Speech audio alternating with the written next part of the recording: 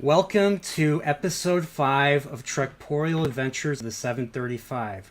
Welcome, I am Brian, the Nerdporeal Lifeform, a weirdo that calls himself. Wait a minute, I hear a transmission. Admiral. That's me, Admiral. So, joining me is my friend in real life, Plain and Simple Garius. What is up? What's going on, Admiral? Not much, man. It's been a while. I mean, you're probably, I'm going to say this, you're the first Trekkie, other than myself, that I've managed to talk about Star Trek with, because I never been to any of the conventions before I met you. You're one of the first people I've ever talked to, and this is through our mutual friend Brian. And so, That's absolutely true, and I'm glad it happened too, because it's nice to share in that love of that universe. yeah, I totally agree. So, today we are going to be talking about our top 5 Garak episodes of Deep Space Nine. And Garius, now you are a big fan of Garak, are you not? You're a big fan of Deep Space Nine. Tell us, I'm a big fan of how big. So Deep Space Nine is my favorite of all the Trek shows that have ever been produced.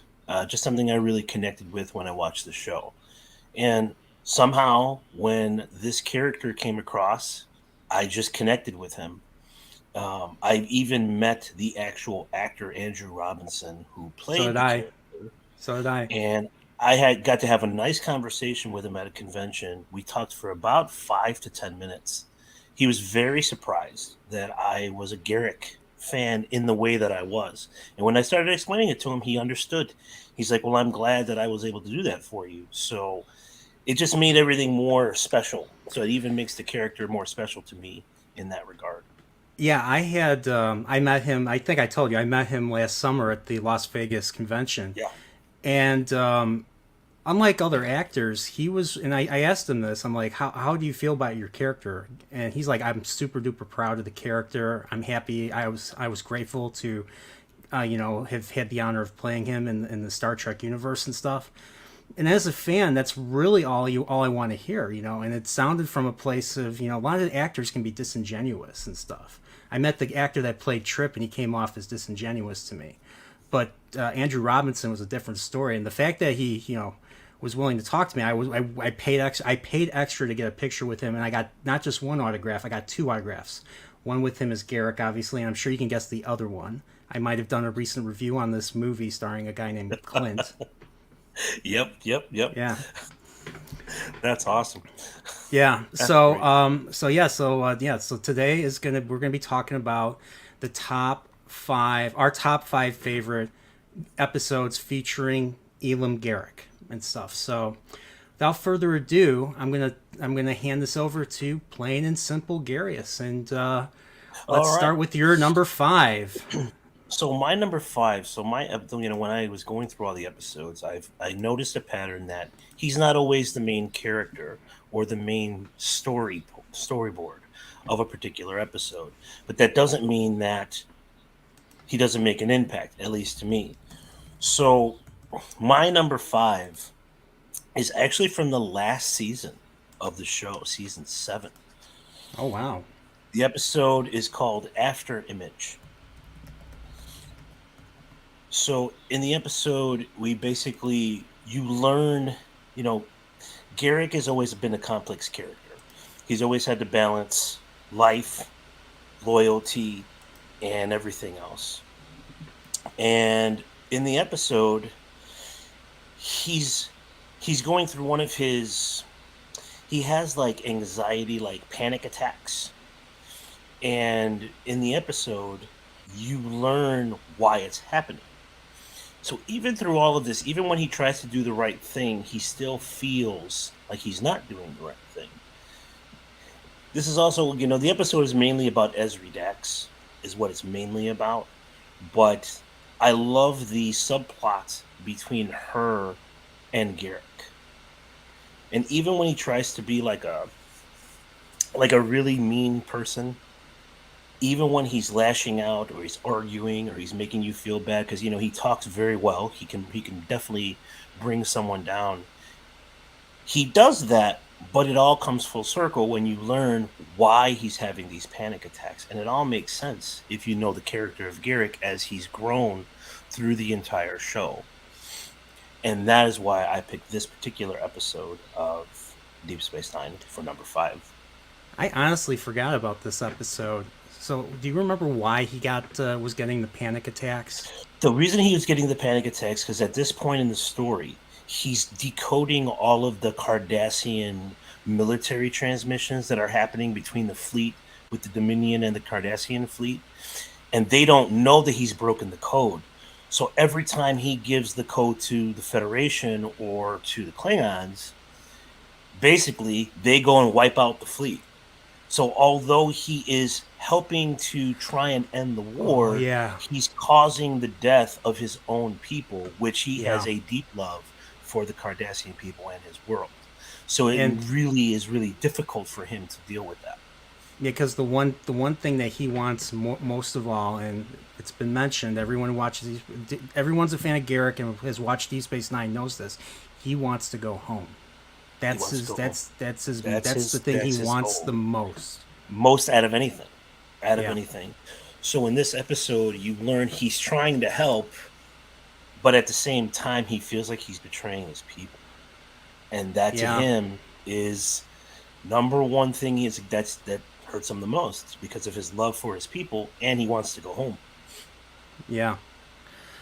Yeah, and it just goes to tell you how great the writing of this show was. Mm-hmm. Like, you have to really hand it to who wrote this episode. Was it Renee Echeverria, who worked on TNG. I mean, these guys did not have it easy and stuff. Like, they had to really work their butts off to write compelling scripts. And like the ones in charge, I mean, you had Michael Piller in TNG. And then, of course, for this show, it's Ira Steven Burr, right? Yeah, Ira Steven Burr was running Deep Space Nine. And it was the same thing. You had to have scripts that made sense and stuff. Because, if you don't, then it all falls apart and stuff. And I'm going to make a jab at New Trek, but New Trek generally falls apart and stuff. I don't see the same connections. I don't see the same flow in the New Trek. A certain episode that I think both of us might mention. Well, I know I'm going to mention it. If we both mention it, I won't be surprised. But a certain episode would never be a New Trek because it takes a lot of work for the characters to basically work and convince other characters to believe something. So yeah. So okay. So that's your number 5. All right. Cool. That was my number 5. Yeah, I had an order in my mind, but based on what you said, I kind of modified it a little bit. So my number 5 is gonna be the same though. My number 5 is the episode called Cardassians, and that's in season 2. That is Garak's second appearance and stuff. Yep. I wrote like so many notes here, so let me get to it. I've been writing here. That's a great episode. That's a great episode. So this is, I believe, Garak's second appearance in. It's basically Garak's second appearance on Deep Space Nine, and the thing is, it opens up. Garak and what do you call it? Garak and Bashir are basically once again. They're at lunch, because that's what they do. They go to lunch every week. I don't remember if they mention a day of the week, but they go to lunch on a weekly basis and stuff. Ever since the past prologue episode of season 1. Right. So all of a sudden, you see a parent. A parent walks out. A Bajoran parent walks with a Cardassian kid. That's something you don't see every day. So Garak goes up to the kid, and he's like, "Wow, I've not seen who is this handsome man? Who is this handsome young man?" And then the kid bites Garak in the arm, and Garak screams. And then it leads to a big controversy along the ship. I mean, all of a sudden, Dukat gets wind of this, and there's basically a lot of accusations towards the Bajorans of teaching young Cardassian war orphans to hate their own people. And the thing is, what I like about this episode is, I mean, it's a hard stance to it's really a hard stance to get into and stuff because you have one side where you do agree with the Cardassians that they shouldn't be taught to hate their own people, but at the same time, from the Bajorans end, they're just simply teaching these Cardassian orphans the truth, especially that kid Rugal, I believe is his name. Yeah. Rugal. He teaches. Rugal learns the truth about what the Cardassians did to the Bajorans, and hence he despises Cardassians. And like even to the very end of the episode, he refuses to go with what's the name of that legate or that gull or something? I forget his name. I wrote it down. His name is escaping. Padar is his name. That's it. Yeah. And we find out that this was a conspiracy that Dukat machinated and stuff. So there were orphans that were found by Bajorans during when the occupation was going on. Rugal's case was different though. Rugal's case, the kid was brought to an orphanage by another Cardassian, and they gave the people the name, and hence they we find out that Dukat was basically using this to because Padar and him were political enemies, so Dukat wanted to take Padar out of the political circuit, ruin him and stuff by using his son against him. So that's basically the story. Of course, the Padar takes it doesn't end on a happy note because Rugal has to leave his Bajoran parents that he's been with, that he's all only known. He has not known his Cardassian side at all. He was like 3 or 4 years old when he was separated from his father. So it doesn't quite end on a happy note, but at the same time. So what was Garak's role in all this? Well, obviously Garak was bidden in the beginning, but then Garak basically, this is Garak and Bashir go on a hunt to find out the mystery, find out what's going on, like why are things not as they seem and stuff. So that's basically where Garak comes in and stuff, and then they basically find the information. That's how it all leads back to Gul Dukat and stuff. So I really thought this was a great episode. It's a highlight of season 2 for me, especially with Garak. What's funny? You know what in CBS or Paramount crap? There's a DS9 episode missing. Which one? Remember the episode? And you will be pissed when you hear this. The episode Duet with Gul Darhe'el. That's my favorite episode. That's one of my favorite episodes of the show. Yep, and they did not include it. At least from what I remember, They did not include it in season 1. That is CBS. The best episode of season 1. yeah. I'm like, wow. It makes you. That is very surprising. You know how I'm watching Stranger Worlds because I'm paying 99 cents for the first month through Amazon for subscribing through Amazon. That's how I'm doing this. So that's how I watch these DS9 episodes. I didn't even bother taking my DVDs off the shelf. So, it's crazy. Well, it's crazy when you think about it. That is very surprising because that episode is so impactful even today. It is. I mean, it's that's a great. If you haven't watched Duet, watch Duet and stuff. So definitely watch Duet. So that's number 5. So we're gonna go on to number 4. But wait a minute, I think there's another transmission. Never told you how, Admiral. Never bothered to check on our progress.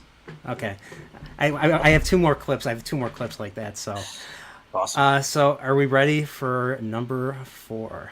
So number 4 for me is it's funny because this one is also, if I'm not mistaken, I think it is from also season 2, which the Cardassian episode you mentioned was right, like number 6 on my personal list. So it just didn't crack the top 5.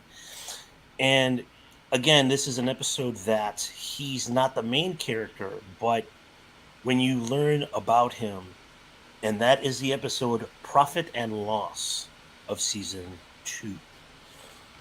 So the main plot point is really about Quark and a girl, a Cardassian woman that he is in love with, named Natima Lang.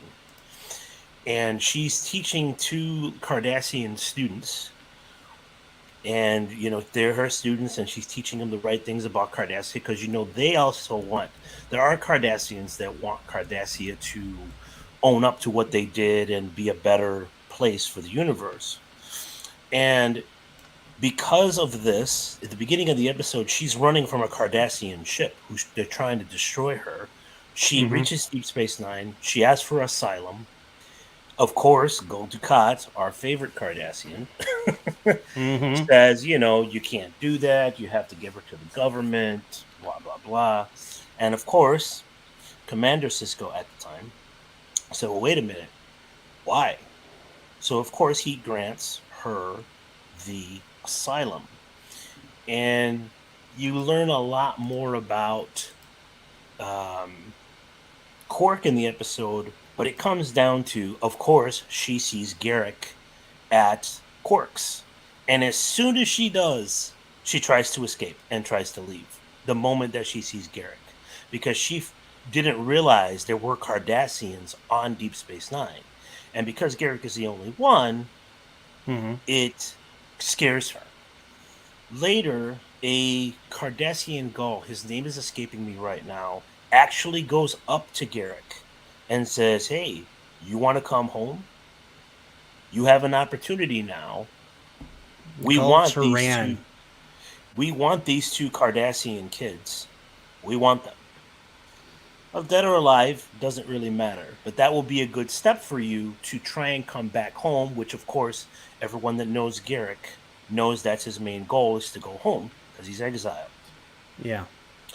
So it goes through the episode. You have the story between Natima Lang and Quark, and it's a little weird because Quark is a Ferengi, and he's always about money, money, money. But when it comes to this particular Cardassian, everything is different. He really, truly does love this Cardassian, and he does everything he can to not have her get killed or have her get captured. So as the episode goes on, Garak is kind of in the background. You don't really know he's doing anything. And finally, Quark arranges to have Natima and her students leave.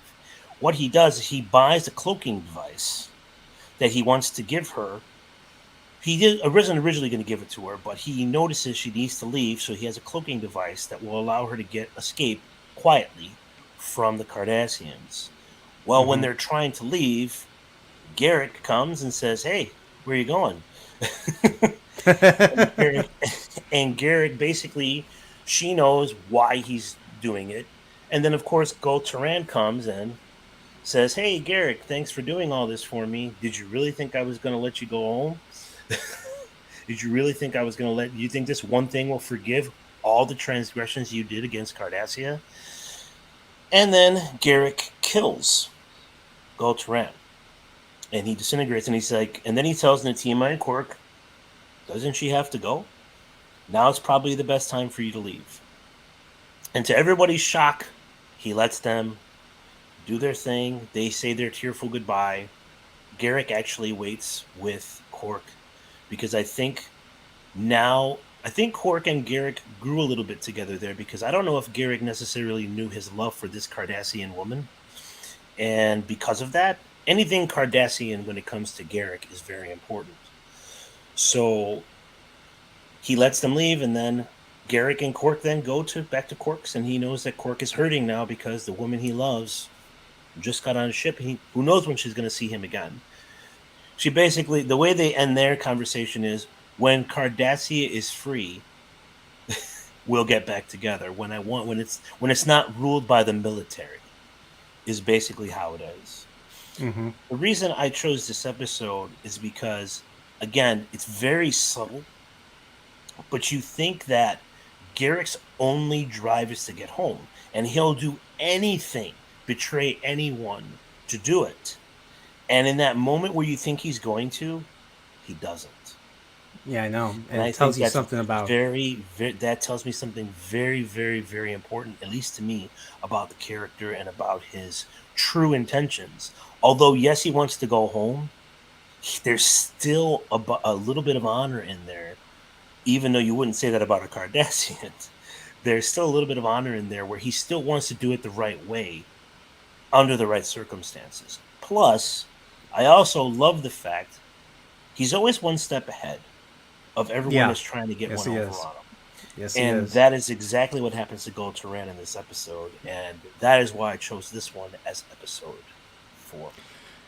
That's a very good thing. I forgot. I'll be honest. I nearly forgot about this one too. It's been a while. It's been a few years. It's been like maybe 5-6 Oh, years since yeah. I watched Deep Space Nine. Of So course, since you watched the show, yeah, that makes yeah. complete sense. But this is I definitely want to rewatch this one now too. But yeah, like Garak. Yeah, Garak does not. Garak does not give away. He does not let his left hand know what his right hand is doing. Right. He does not go into details about his intentions. He basically he smiles, he agrees, and he speaks in riddles basically. And it's up to the person he's talking to ascertain what he's getting at and stuff. He does it to Bashir. He does that to Bashir and he does it to Odo, and we're probably going to be talking about that too. So, my number 4. My number 4 is an episode that is widely considered to be the best episode of Deep Space Nine's. And Garius, I expect you know what episode I'm talking about. One of the best episodes of Deep Space Nine? What season? season? Season 6. Oh. Which one is it, Garius? If we are going to season 6, let me think about this. Now you got me thinking, because did I miss an episode? Now you got me wondering if I forgot an episode. There's probably one of the most quotable lines in this episode. Do you want me to tell you what it is? Once I say it, you're going to know exactly what it is. It's a fake. That is a great episode. Wow. That is a great episode. And again, that episode was going to crack my top 5. You're absolutely right. Because the reason why I chose this one in the Pale Moonlight is an absolute wonderful episode of the show. Again, very pivotal. I would put that in the top episodes of the show in general. It's widely considered number 1. It's most if you read most 1 and 2 lists. Duet is the 3 episodes I always see kind of at the top are Duet, In the Pale Moonlight, and The Visitor. Those are Visitor. Visitor breaks my heart every time. Exactly, which is why it's one of the top episodes of the show. But that's a story. I'm sure that's a story for another day. In the Pale Moonlight, great episode. I will let you give your synopsis now, but that is a wonderful episode. Yeah, so In the Pale Moonlight, I'm sure any Deep Space Nine fan will know, this episode takes place in Season 6, so this takes place after they retake Deep Space Nine. Sisko, basically, every Friday, gets a list of casualties, and the casualty lists get bigger and bigger and bigger every week. And so him and the crew have learned to hate Fridays because of that reason. And it got to the point where people close to them were starting to get killed and stuff. Why? Well, because Dominion was using the Romulan territory as like a backyard to get into and invade space and stuff. So Sisko was like, Sisko wants to put an end to it. And of course, raises the stakes in this episode is that the Dominion manages to take Beta Z, and Beta Z is very close to Vulcan, to Teller Prime, and heck, they even say Alpha Centauri. And if you don't know about Alpha Centauri is the closest solar system to our solar system, to Earth and stuff. So yeah, we need to do something about this, or we are effed and stuff. So Sisko decides, Sisko goes to Garak because, they're looking for, evidence. They're looking for evidence that the Romulans will, eventually turn on, or the Dominion will eventually turn on the Romulans. And let's just say Garak contacts his contacts, uses up all of his favors. All of his contacts turn up dead within a day. That tells you how good Dominion security is. Like, the moment he contacted them, they all got killed. So that that idea is off the books. So Garak has a plan B. What is this plan B? They need to hire someone to create a hollow recording showing Weyoun and Damar discussing a potential invasion of Romulus and stuff. Well, and in order to do that, they need a Cardassian data rod. They need to release this one guy. What was his name? This blue alien dude. He's not a Bolian, so that means he's okay because Bolians stink, in my opinion. Like they're I don't know if you agree, Garius, but they're useless. They just complain and they act too human. Absolutely. So, Tolar. They're one of the useless species. Yes. Well, one of them does cut. One of them cuts hair. One's a barber. The only one I remember is one's a barber, and one's in the learning. Mr. Mott. Yeah, Mr. Mott, and then there's the Bolian dude in Voyager who was in the learning curve episode where Tuvok is training all the training the Maquis. The Maquis. And he's like right. We're going up. Hey, he's like we went up a couple of decks. Yeah, now we're gonna go through all the decks and stuff. And the Bolian rolls his eyes and sprays water on his face and stuff. So, yeah.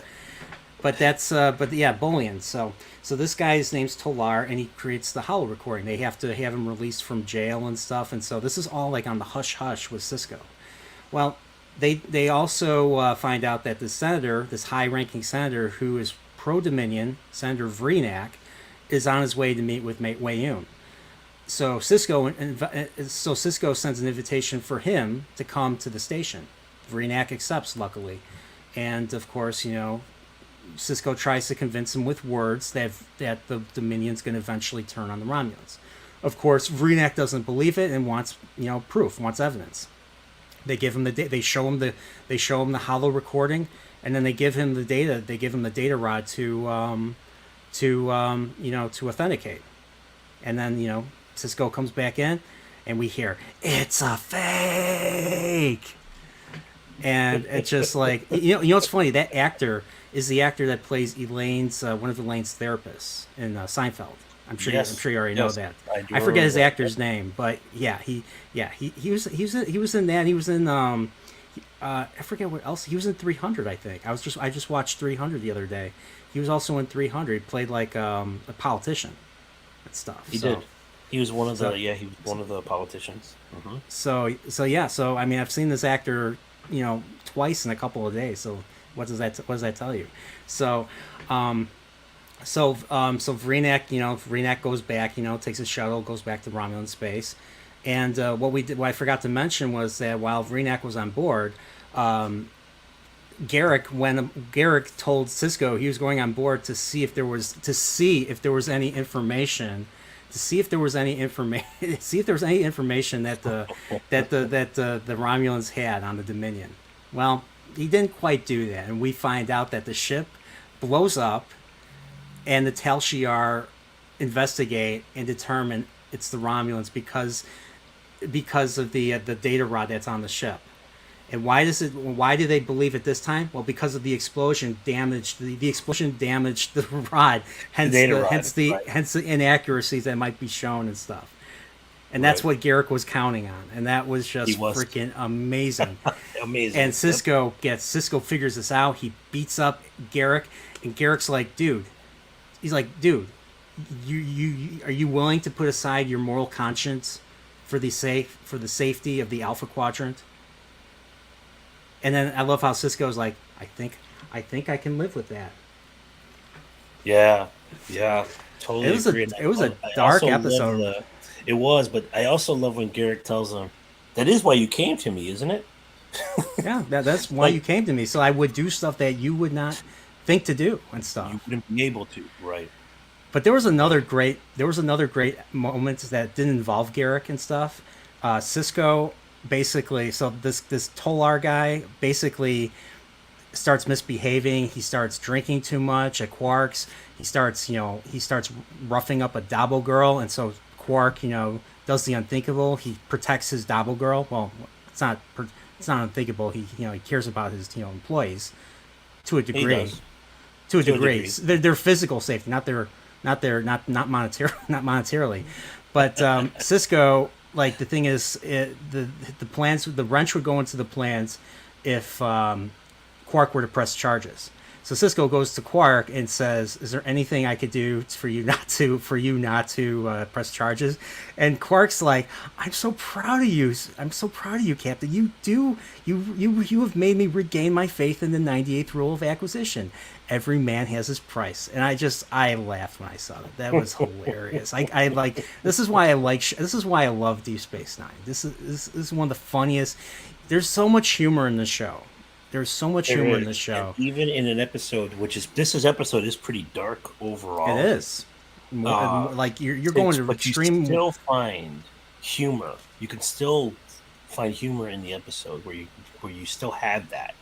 Very important. That's just good writing. That's just good writing. It's great writing. I'm like, this is amazing. I'm wondering, did any of did this one make your? This one you said this one didn't make your list. So this one was going to be. This is one of my special mentions. To be honest with you, this episode is It's a special mention because it's so good. It's because there's so many good episodes. You can't always include them, and we all have our likes and dislikes. I mean, my next ones. These are to me the pretty obvious choices. I think. I'm curious it just depends on your order. To be honest. I'm curious if I chose the same. So before we go into number 3, I want to say hello to everyone in the chat. So we have Leia Rose. She says Garak is one of my favorite Sinister characters. Yes, he is Leia Rose. He is a very morally gray character, and you never know what he's going to do. And every time he's in an episode, in my opinion, he elevates it like quite a bit. He does. And then we have Brian's Gate says, "Ooh, DS9 talk! I can't wait." Yeah, it's DS9. Who can't? That's a no-brainer. It is. Input Latency says, "Oh, hey, home just in time." And then we have Spock's Friday Nights. Hey, it's Spock. Remember Spock from that old Star Trek show? At least that's what I always say to him in chat. And we have Purple Valkyrie. Good to see you. I know it's 6 hours ahead. Purple Valkyrie is already in England, UK. So. Oh, wow. Awesome. We have DJ Ryan G says, "Good evening. Cheers and live long and prosper." And then we have Blair to Blair says, "Hello all." Well, welcome everybody. I think that's it. And we got Alan. We have Alan Copeland says hello. And then we have Mike from Pacific 414. Mike is the one that did the Klingon episode with me. So great episode. That was great. Yeah. Garius is a big fan of yours. I am. So other than that, let's keep going. So, right. so we're on number 3 now. So what is your number 3? So my number 2, the hardest part I had with my top 3 episodes was trying to put them in the right order. Okay, so for me, number 3, for me personally, is a 2-part episode.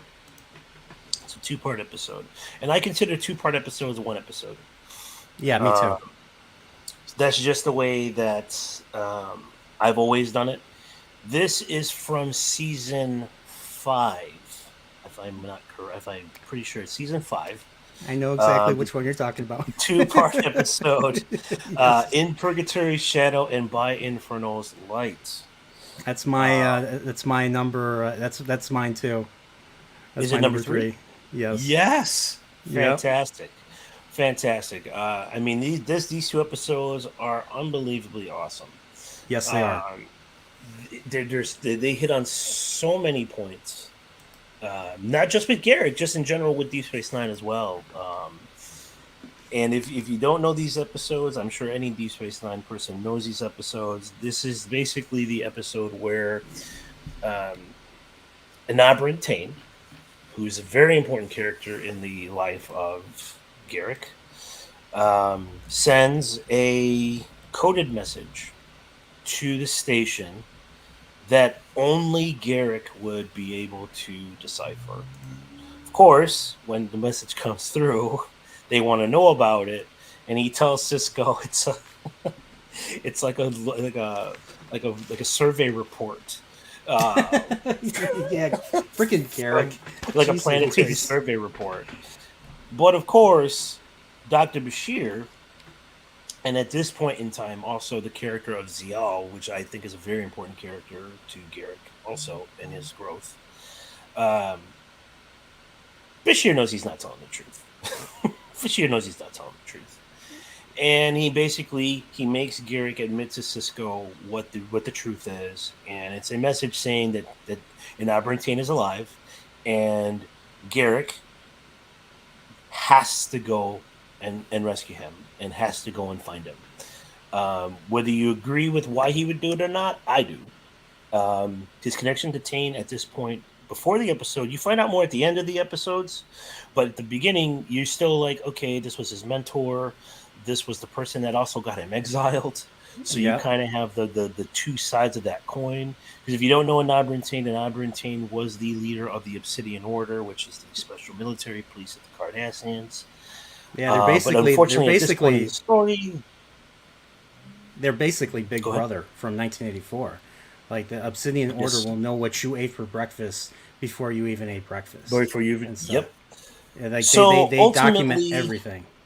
They document, yes. So ultimately, he's going to go, and Cisco gets Worf to go with him. Again, very important thing that he does. And they go, and of course, when they get to where the coordinates would be, they find the Dominion are just waiting there for them. A fleet is hidden inside a nebula. They try to get a message out, which they do, but they get captured. And then you see them at the internment camp that they're at. You also find out in this episode some other plot points that General Martog is alive and captured. So the whole Martok the whole time, Way of the Warrior, Apocalypse Rising, he was the changeling the whole time. He was a changeling the entire time. You would never know that until this moment. Until this moment, you would not know, because Martok says he was in that camp for 2 years. One thing I gotta say about the changelings that replace people, they're very nice and very well mannered compared to their actual counterparts. It's one thing I've picked up on. And I think that's interesting because no one else picks up on that, though. Like, no, nobody. You should notice the difference in the person, and you don't. Yeah, I find that to be very true. That just shows you how good the Dominion are at doing stuff like that. Like, they are a legitimate threat, and Deep Space Nine does a very good job at showing this. And that's why this is probably, I would agree. I mean, technically, I would agree with you that this is probably the best of the Star Trek shows. It's not my favorite, though. My favorite still goes to the original.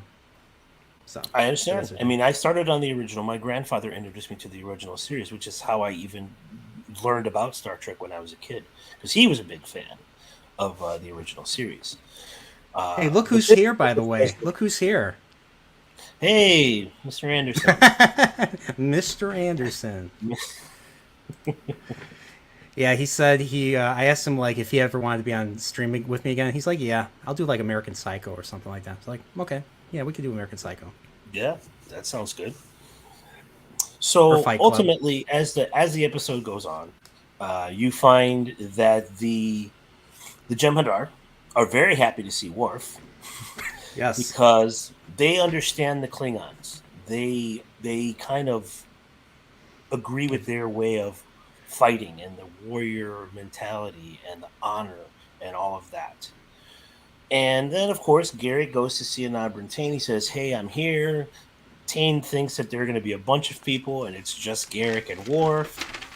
He, of course, scolds him for getting captured and everything like that. Mm-hmm. And then you learned another important plot point, which when I first watched this, I was like, "Oh no!" And that is that Dr. Bashir is at this internment camp also. And when you think back now to the beginning of the episode, it wasn't that necessarily Bashir knew that Garak wasn't telling the truth. I think he actually knew what the message was and had to stop Garak from doing it. That just tells you how good, once again, how good the Dominion are. How good they are, because they're all like you said, Garak's a step ahead. The Dominion are like 2-3 steps ahead of everybody. Heck, they were interesting. And I know we're going to talk about another episode where they were 2 steps ahead of a certain guy named Enabran. Yes, that. we're definitely going to talk about that. Those two. I mean, those two episodes are very important. That's like a no-brainer right there. So That correct. That is a no-brainer. So, ultimately, this episode, as you go on, because it's a two-parter, which is awesome. You start learning a little bit more about Worf too, and what he's willing to do. Even though Worf is such a great character in Star yes, he Trek. is. One of the best that they've ever brought forth. Do you think he was better in DS9 than TNG? Absolutely. Okay. I think you can see that he's grown in DS9. Yes. He had to be, but TNG is so important for his character. You see him grow, but on Deep Space Nine, he really grows. He changes career paths. He learns new skills. I personally like them better on DS9, but that's just a personal opinion. But also because it's my favorite show, so it kind of helps that. That too, but like I'm like season 4 was a real turning point for Deep Space Nine. Like the way the Warrior felt basically like a new beginning. I mean, Cisco's now a captain. He has he has the classic shaved head, mustache, which is what he wanted. Such a better look. Such a better look for him. That was what he wanted. It's funny as Avery Brooks wanted to keep that. Avery Brooks wanted that, and they're like, no, you have to have short hair and clean shaven. Come on, like, and I don't know, but Rick. It seems like that version of Cisco just seems younger. He just seems like so much younger and cooler more too, inexperienced. Yeah. And as soon as he changes that persona, you see the change in Cisco. And I agree, season 4 really just put Deep Space Nine on just such a different path of awesome. And of course, it was Worf. so good. Worf was the key cog to the machine. Yep. And the way they did that was brilliant. And I know during your Klingon episodes cast that was mentioned, and I totally agree. I was like, yeah, the way of the Warrior is just. I mean, the way of the Warriors was the window to bring Worf in, because they couldn't. Brilliant. Yeah, I totally agree. I did not. They did not. They did not shirk Worf. Like, Worf had stuff to do, and it was interesting seeing him interact with the DS9 crew and stuff, the DS9 cast. And I thought, once again, I thought it was brilliant. I loved, especially when Worf. I know this is a Garak stream, but we're talking about Worf right now. Worf. I like how Worf still thought he was chief of security, despite the fact that Odo is chief of security. He's the constable. Yeah. How they butt heads from time to time because of it. Yeah. Yeah, like Worf just immediately captures or throws Quark into the office, and Odo's like, "What are you doing? What are you doing?" Like, I was waiting for him to bring these criminals out so I could arrest them. Like, what the hell, dude? Something like that. I forget which episode it was. So I forget. Yeah, that happens a few times, but yeah, I know. And Worf basically messes up the investigation. Mm-hmm. Yeah, because he's used to being the security chief on the Enterprise D. So, or E at that. Well, right. At that point, it would have been D, because that's when it was still D. Yeah, it was still D at that point. Yeah, it was still D. So you can also finish these. If we have the same episode in the same spot, you can finish the summary also. I just kind of went through the first episode. We did. Yeah, of course. There was still a few things I wanted to mention from the first episode that I took note of. Yeah. There was also I like how Bashir is the one that or the changeling Bashir is the one that heads Garak off in the beginning. Right. And Garak tries to convince him, hey, maybe come with me. Let's go to the Gamma Quadrant together. And he's like, and I like how Bashir was like, I'll go with you. To Captain Cisco's office. I like that. I love the pause and stuff. It just made me laugh and stuff. So of course, we learn quite a bit about this. We learn Worf is going with him, and Jadzia is not happy about it, and she takes his Klingon operas, and Worf's like, no, you're gonna misplace them, and she's like, well, you better come back then. You better come back alive. Better come back soon. I thought that was great. And of course, Garak is talking to ZL, and guess who shows up? Oh yes. And starts to choke Garak. Wonderful Gul Dukat. Gul Dukat. And it basically, and I like how Garrick's like, yeah, keep doing it. She's gonna hate you after this. You know, he's just him and Dukat have a very, very adversarial relationship. The two of them, even yes, from the and it's Cardassians you mentioned earlier. That's part of the reason. It is so entertaining to see their adversarial relationship. Like he literally says, because I have this all written down. And we have another guest. Hummus Hero says, "I like the episode with Garrick's father." That's what we're talking about actually right now. Right, but yeah, we are talking about that. Yep. So Dukat says, you know, what was I gonna say? Oh yeah, so Quark threatens Dukat. Quark threatens to call security if Dukat doesn't, you know, let go of Garak and stuff. And he lets go of Garak, and Garrick's like, oh, I think you helped my back. And then he walks away. And then Ziel's like, you know, Father, you're wrong. You know, he's a good person and stuff. And I love Dukat's response. He's like, you don't know how much it pains me to hear you say that. I laugh so much. I love this dialogue. This dialogue is gold. Like and then I was just saying that. So I also like that Ziel definitely did, you know, they have their little hand gesture where they put their hands together. I loved that they did that in front of Dukat before he walks out. Mm-hmm. So we got a question here from Hummus Hero. Dukat is up there, or not a question, but a statement. Dukat is up there with the best Star Trek villains of all time. Do you agree, Garius? I would agree. I think that his character is not always seen as a top villain, but I would agree with you, Hummus Hero. I agree that he is one of the best villains of all time. Very integral to Deep Space Nine from the very beginning. Yeah. And even in these two episodes, you learn that also. Yeah. And to go further, Leia Rose says Gul Dukat has a lot of moments which were very romantic with Kara, but it was more of a love-hate theme relationship. Oh yeah, which is true. Like he literally, later in the episode, he sits down with Kara and he's like, "You betrayed me." She's like, What did I do?" It's like you let Garak into my daughter's life, and she's like, "Well, it's not up to me, you know." And then he's like, "I'll never forget this." He's like, "Is that a threat? Because I'm not convinced and stuff." And that's basically how it went.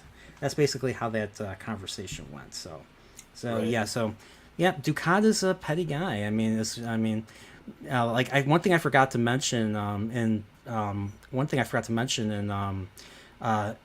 the Pale Moonlight is they're watching during the holo recording. The holo recording is very accurate because Weyoun rips on Dukat any chance he gets. He literally says Dukat wasted an opportunity to determine the direction of the new Alpha Quadrant, but instead he went crazy because of his daughter, because he lost his daughter and stuff.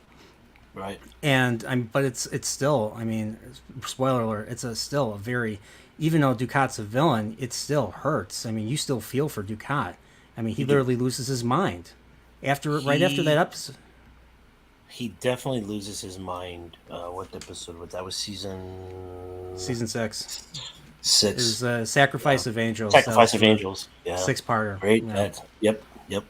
And then there's the very similar type of episode to Enemy Mine, where where Dukat and Sisko crash on a planet, and Sisko is severely injured, and Dukat just is completely crazy. So Sisko's laying there injured, trying to tell Dukat, not to do anything stupid and stuff, because Dukat's losing his mind, and then he just leaves. And then Dukat just wants to destroy Sisko after that. So he goes and delves into Bajoran. But going back to what Layla Rose has to talk about Kira, I love the episode when they find out about Zial. Yeah. Where they're in the cave and he sits on the spike. Mm-hmm. Yeah. That interaction between them is fantastic, and Kira figures out that when he finds Zial, he's going to kill her, and she won't let him. I think that goes a lot to that love-hate relationship between them. Because Ziao's character also is kind of a bridge between that as well. Yeah, that's true. So back to that episode. I forgot what else was not covered in Purgatory Shadow. So Episode 1. I was trying to think here.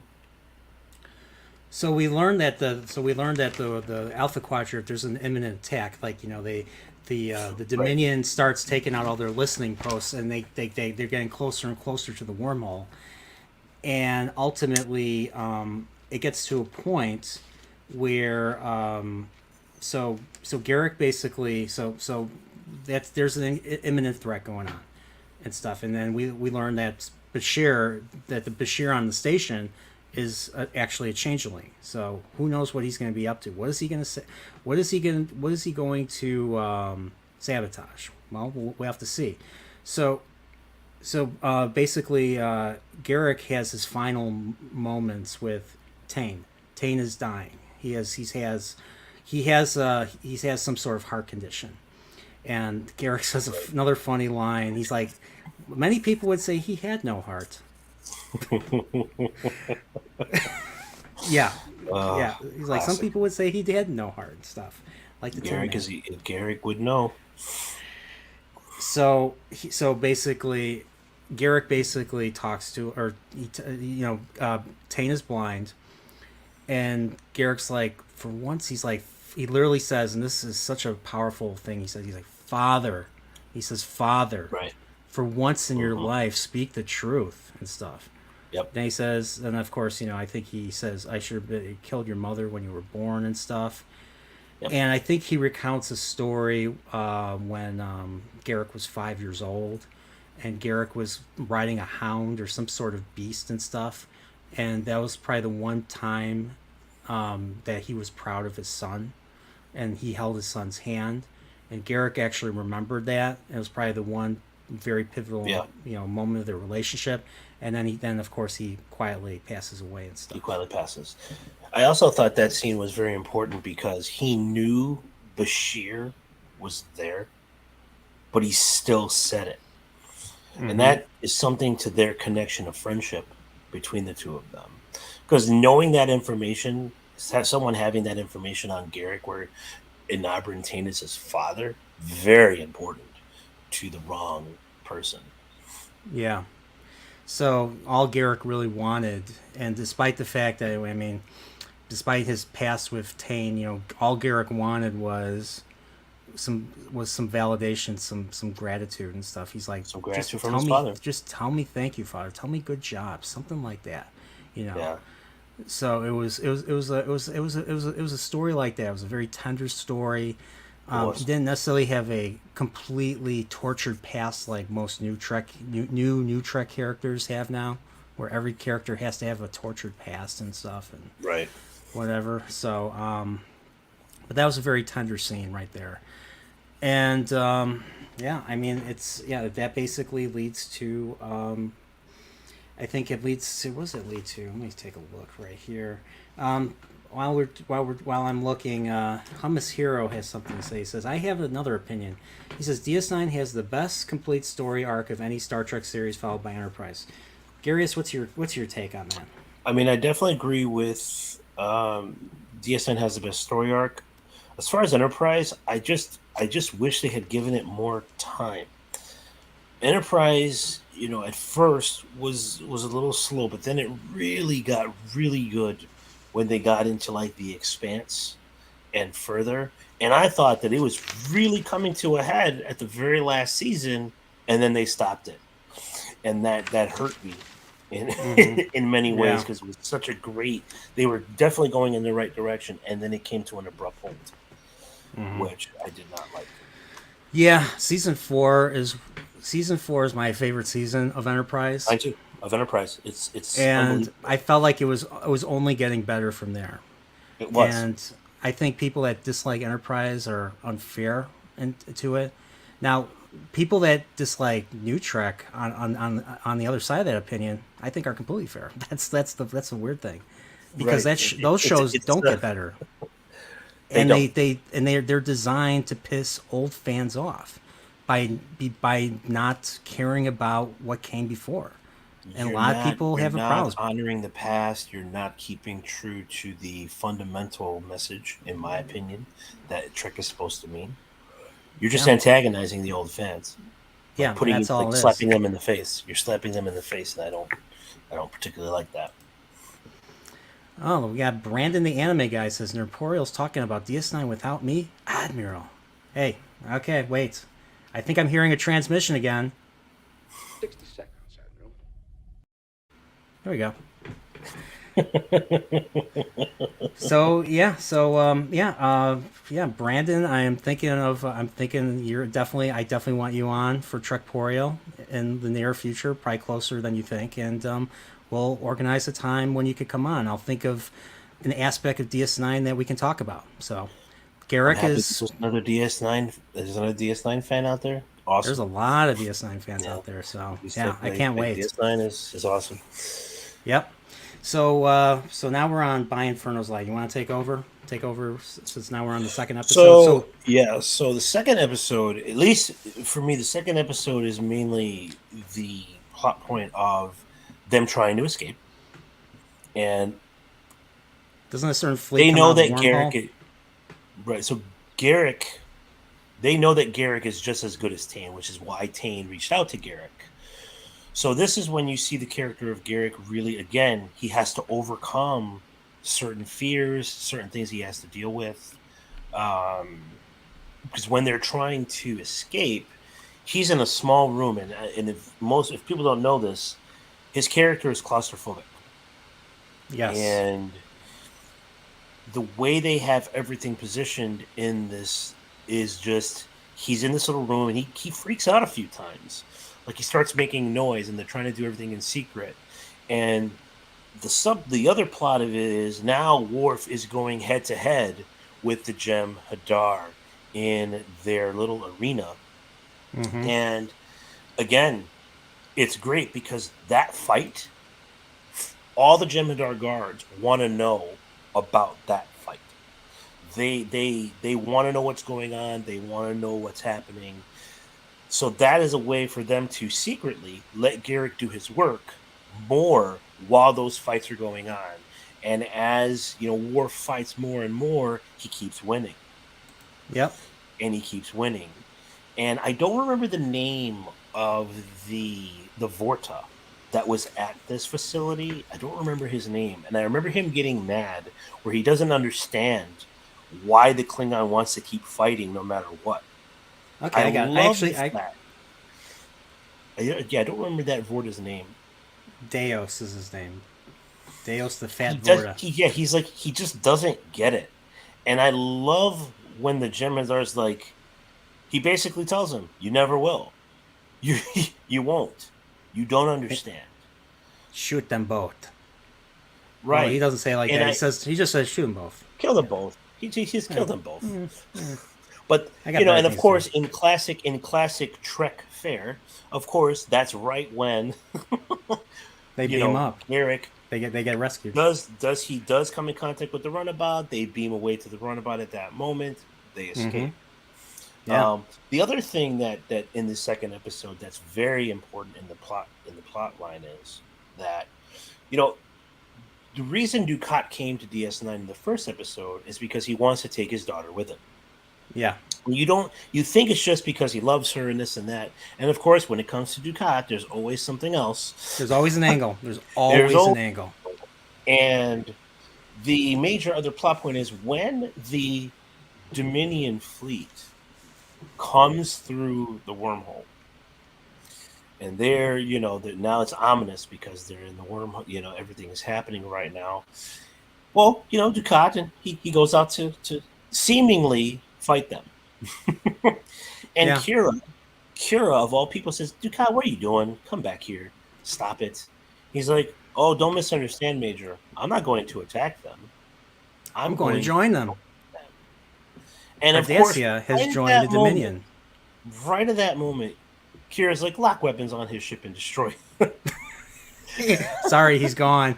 But he's gone already. He's gone. And that is why he was so wanting to get Ziyal off the station. because he knew this would be his only opportunity. Because now they joined the Dominion. So when you go back to the camp, all the Cardassian prisoners are freed. So now Garrick's like, uh-oh, now I can't finish my work.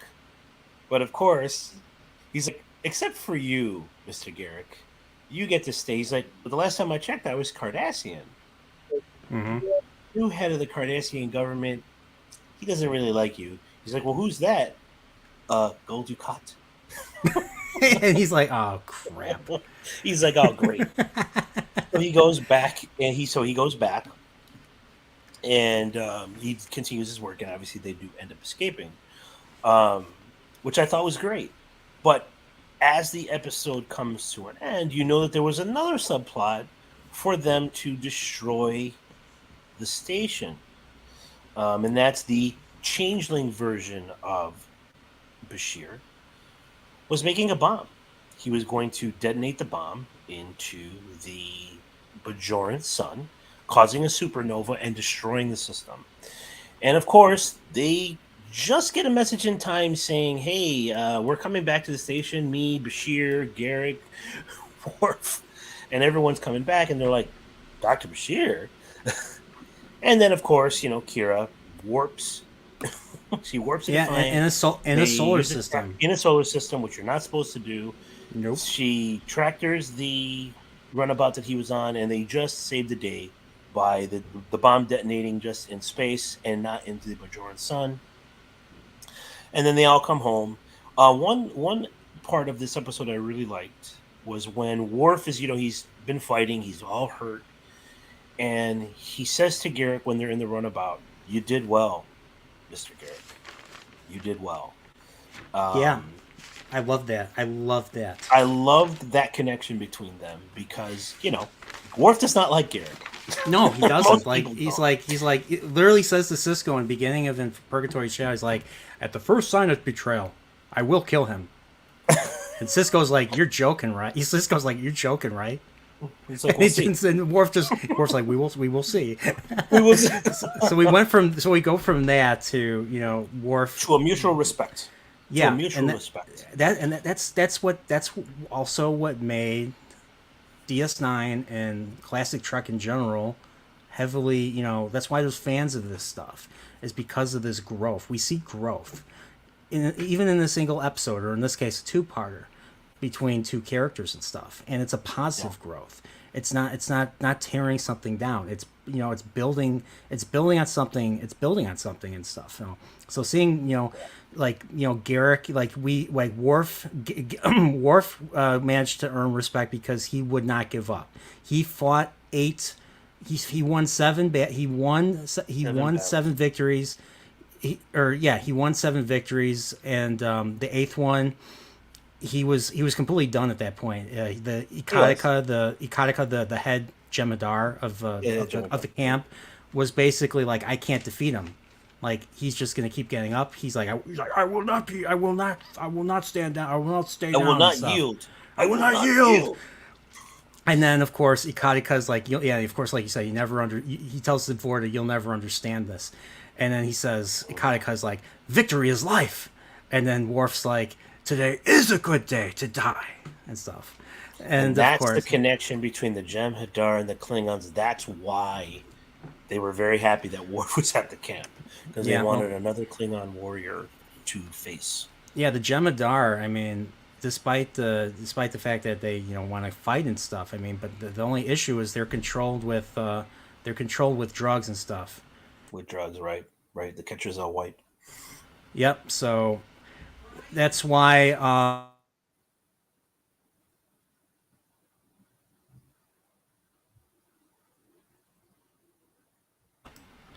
right, pardon me. Sorry about that. Let's see. All right. So like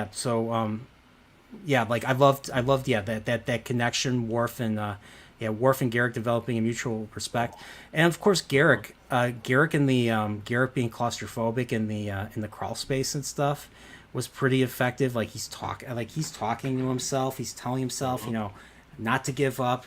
Telling himself, I need you. He's like you have to do this. You're the only one that can do this, because Worf, Martok, and Bashir cannot do what he did. They don't have the skill set. They don't. And he ends up going into panic. He ends up getting a panic attack, and he has to lay down and stuff.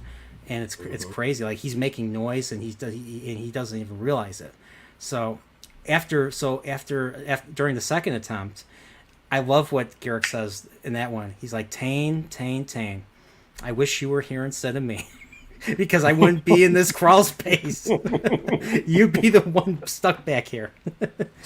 Yeah, it's stuff like that just makes me laugh and stuff. It's great. So, but that's basically that's our number 3, By Inferno's Light, in Purgatory's Shadow and By Inferno's Light. So the Dominion basically try to elaborately take out the fleet. So they had a Romulan fleet, they had a Klingon fleet. Gowron arrives, and here's another thing that's very important with Gowron and Sisko and Martok. When they get back, they reinstate the Khitomer Accords. Remember the Khitomer Accords from Star Trek 6? I do. You know, only Nixon can go to China, and those had been off since The Way of the Warrior. Isn't 6 your favorite of the TOS films? Yep, there you go. Definitely is. That is. The Undiscovered Country is a fantastic film. It is. And remember, only way Shakespeare can be truly experienced is in classic Klingon. In the original Klingon. Because the Klingons are culturally appropriating the human condition and stuff. Oh man. But don't say human rights. You know. Just the very thing you're saying is bigoted. Human rights. I love that movie so much. So the Klingons. So they managed to keep evil Bashir, from destroying the fleets without, because the funny thing was they had Bashir's. I think the roundabout was transmitting fake signatures of all the fleets and stuff. All the fleets. So you think the fleet is around the station, cloaked, not cloaked, and there's nothing there. And they're we should be surrounded by ships, and there's nothing here. Yeah, they had to look. They're like, there's nothing here. What the hell? And they had to make sure, because everybody's in combat mode, and you just don't F around in combat mode. So once again, that shows you how dangerous the Dominion is. Like, they set up an elaborate scheme. I mean, they nearly managed to pull it off and stuff.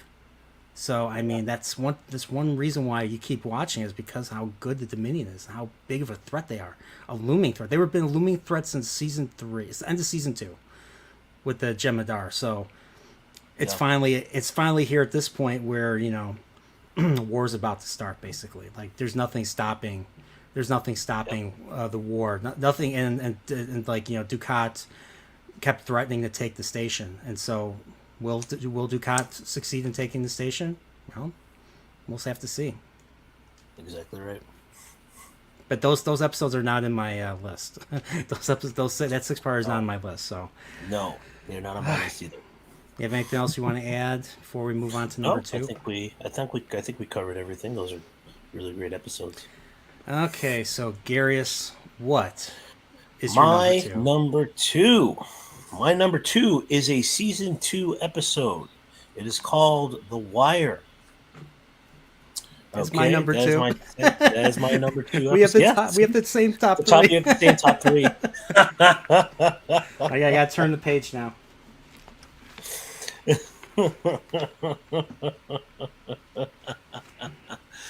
The Wire is a very important episode for a few different reasons. The basic gist of the episode is that, again, Garak and Bashir are having lunch, as they always do.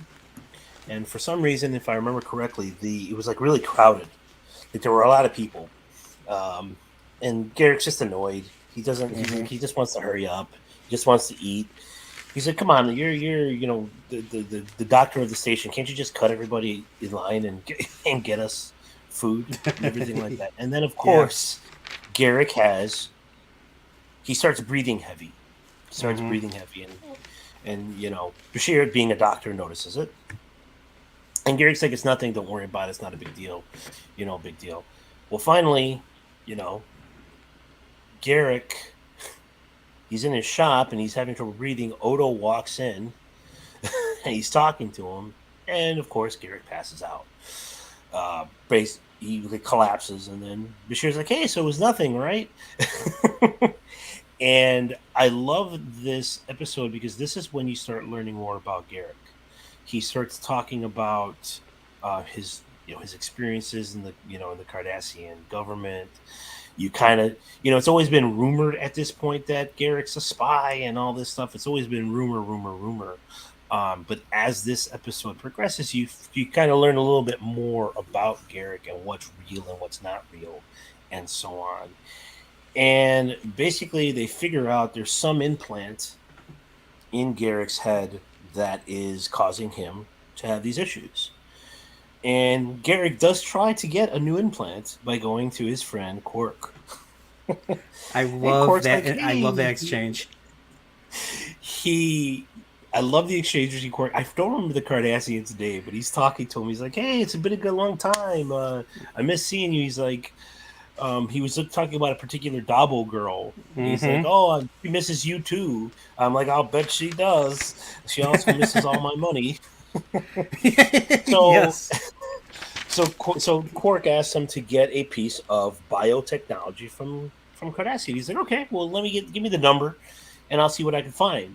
And right when they do that, Quark, it's marked, and the guy freaks out. You idiots! I'm done. Maybe they won't trace this to me. Maybe I can still get out of this with my skin intact. And Quark doesn't know what's happening. He's like, "What are you talking about? The Obsidian Order?" And then Quark's like, "Oh, it's been really nice talking to you. Gotta go. Bye-bye. What's funny is this is the episode that really introduces the Obsidian Order, because I don't think because it's like they the way they talk about it. It's basically explained to the audience what the Obsidian Order is and stuff. So yeah, you kind of it puts them in more light, because up to this point they're more hearsay and conjecture, not like real. Mm-hmm. And now you know that they are real. And, of course, Bashir, wants to help Garrick. Mm-hmm. Well, they figure out they can't get this device now. Garrick's like, well, it's worth a shot. And then Garrick starts going through withdrawals, because basically, if I remember correctly, the implant it produces... It stimulates the pleasure centers of the brain. So, and Garrick had it on Garrick turned the thing on for 2 years because right? The station, because living on the station was extremely, like he said, it was torture. It was it's too cold. It's colder than, it's too much for him. It's too cold. It's too cold, and it's too bright were the main complaints that he had. So, and so he has withdrawals, and he goes through a really rough session, but he does say something during that session that I really liked. Because I hate it here. I hate the people. I hate the lights. I hate the heat. And the only thing I have to look forward to is having lunch with you. He says that during that. Yeah, Bashir's like, I'm sorry you feel that way. And I was like, wow, but do you see that connection? Dr. Bashir's lunch is the only good thing he's got going on the station right now. Yeah. At least as far as he's concerned.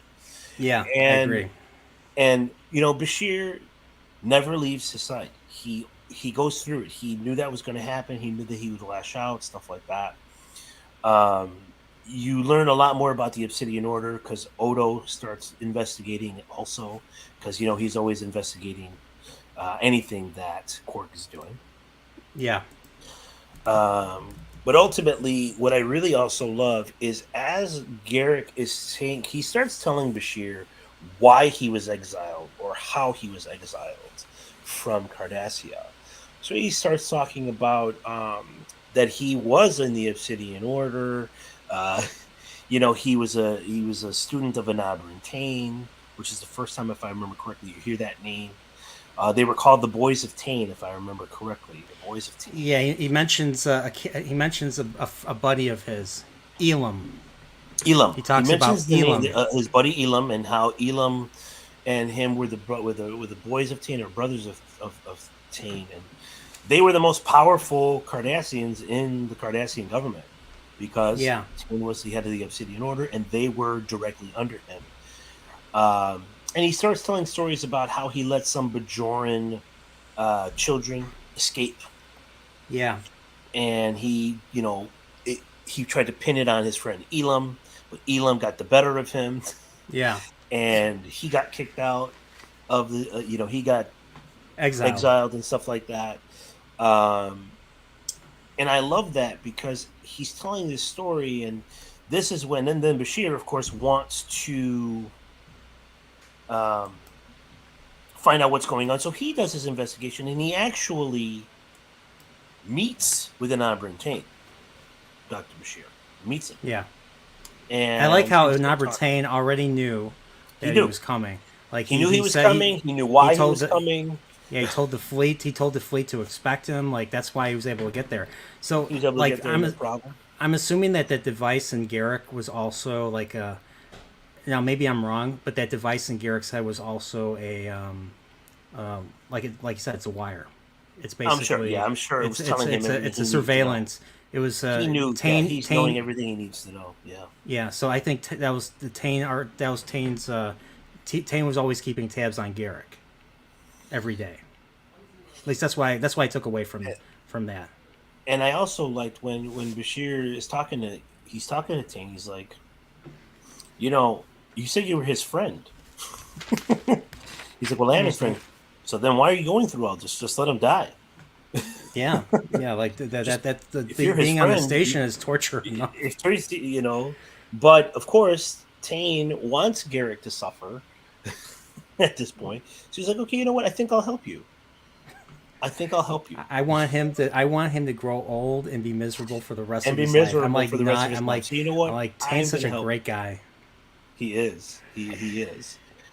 And of course, that's when you find out, though, the other plot point of that was he's like, oh, he mentioned another one of his friends. He's like, who's that? He's like, he mentioned someone named Elim. And then Enabra Tain laughs. Yeah, I know. He laughs. And he's like, Dr.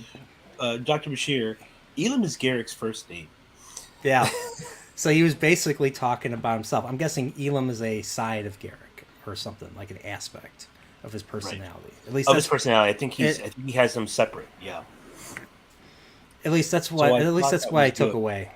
Yeah, that's what I took away from all his different stories and stuff. So, Garak has a gift of obfuscation, according to Tain. Yes. So it was, and then of course, he goes into like afterward. He helps him. He figures it out. He is able to save him.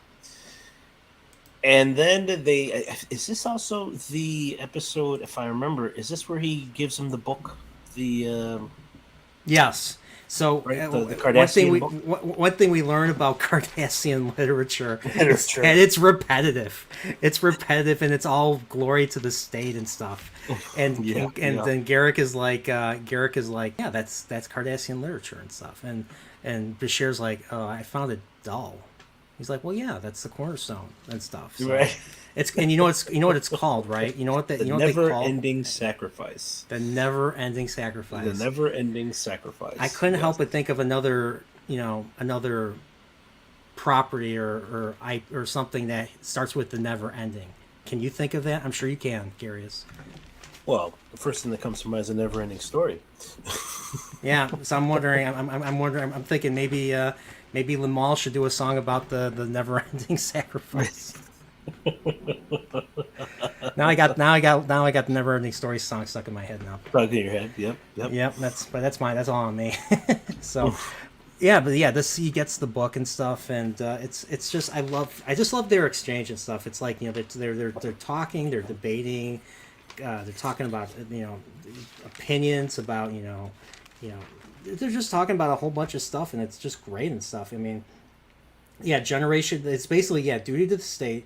Generation to generation, the kids just do the exact same thing the parents are doing. The same thing the as grandparents. He's like, all they do is the same thing. He's like, but that's what's wonderful about it. Yeah, exactly. That's because that's what Cardassians like. Cardassians Cardassians don't like to be surprised. They're very thorough and detailed and everything. It's all very detail oriented. So, So What do you think overall, of this episode, the reason I like this episode overall is you see the growth of, you see more about the character of Garrick. You learn a lot more about him. You learn a lot Yes. about his personality and his connection to Bashir. I like that. I like that they're friends. I love that Um, too and stuff. And I love the last thing Bashir asked him. Do you remember what he asked? Remember what the last thing Bashir asked him in this episode is? He asked him which story, because he told three different stories. Oh, He's yeah. like, which one is true? And what does Garrick say? Garrick says, "My dear doctor, they're all true. The lies, especially especially the lies. This With a is- big I love this smile on his stuff. face. Yeah, that You-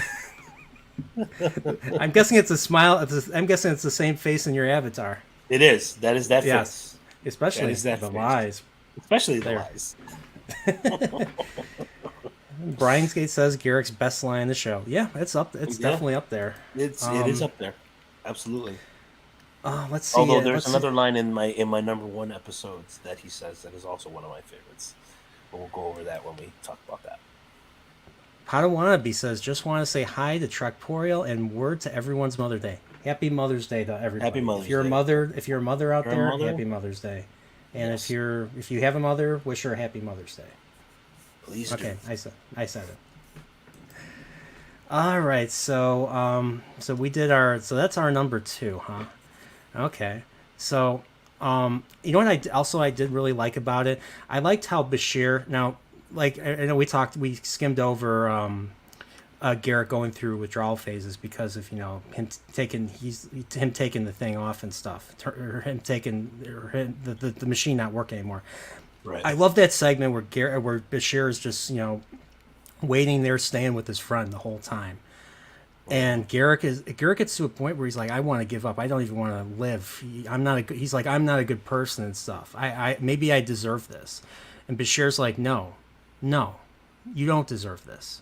No matter what you did." And stuff like that just has a lot of meaning and stuff, and makes you really like Bashir's character. Like, this is a Bashir episode. I mean, even though we learned quite a bit about Garrick, this is a Bashir It's episode. really a Bashir episode. Exactly. Yes. Exactly. I mean, right.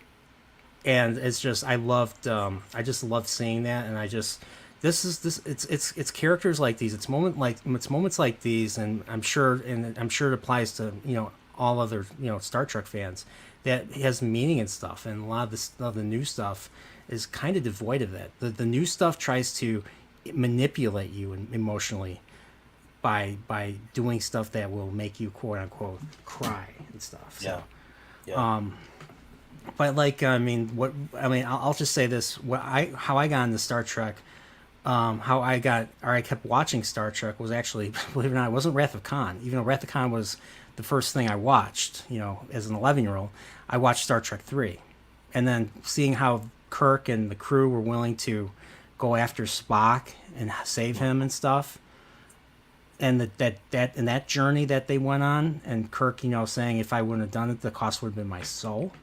I mean, that's why I got into it, because when I was 11, 12 years old, I was a lonely kid. I didn't have friends to hang out with and stuff. So it was nice to see people having friends and treating each other good and stuff, and it just gave me hope for the future. And after that, my relationships with people, you see what they're willing to, and you see improve. what they're willing to do for their friends, what they're willing Yes. to go through, and how hard they're willing to fight. Yeah. And Totally agree. seeing this with Bashir and Garrick was just reminded me how great it is. And just having stories like these, simple stories like these, is enough to make a Star Trek fan happy. But when you focus more on murdering and pew-pewing and trying to be funny when you're not, and I'll be honest, I'm gonna say this: if New Trek wrote in the Pale Moonlight, you know how Senator Vreenak would have reacted to the recording and stuff?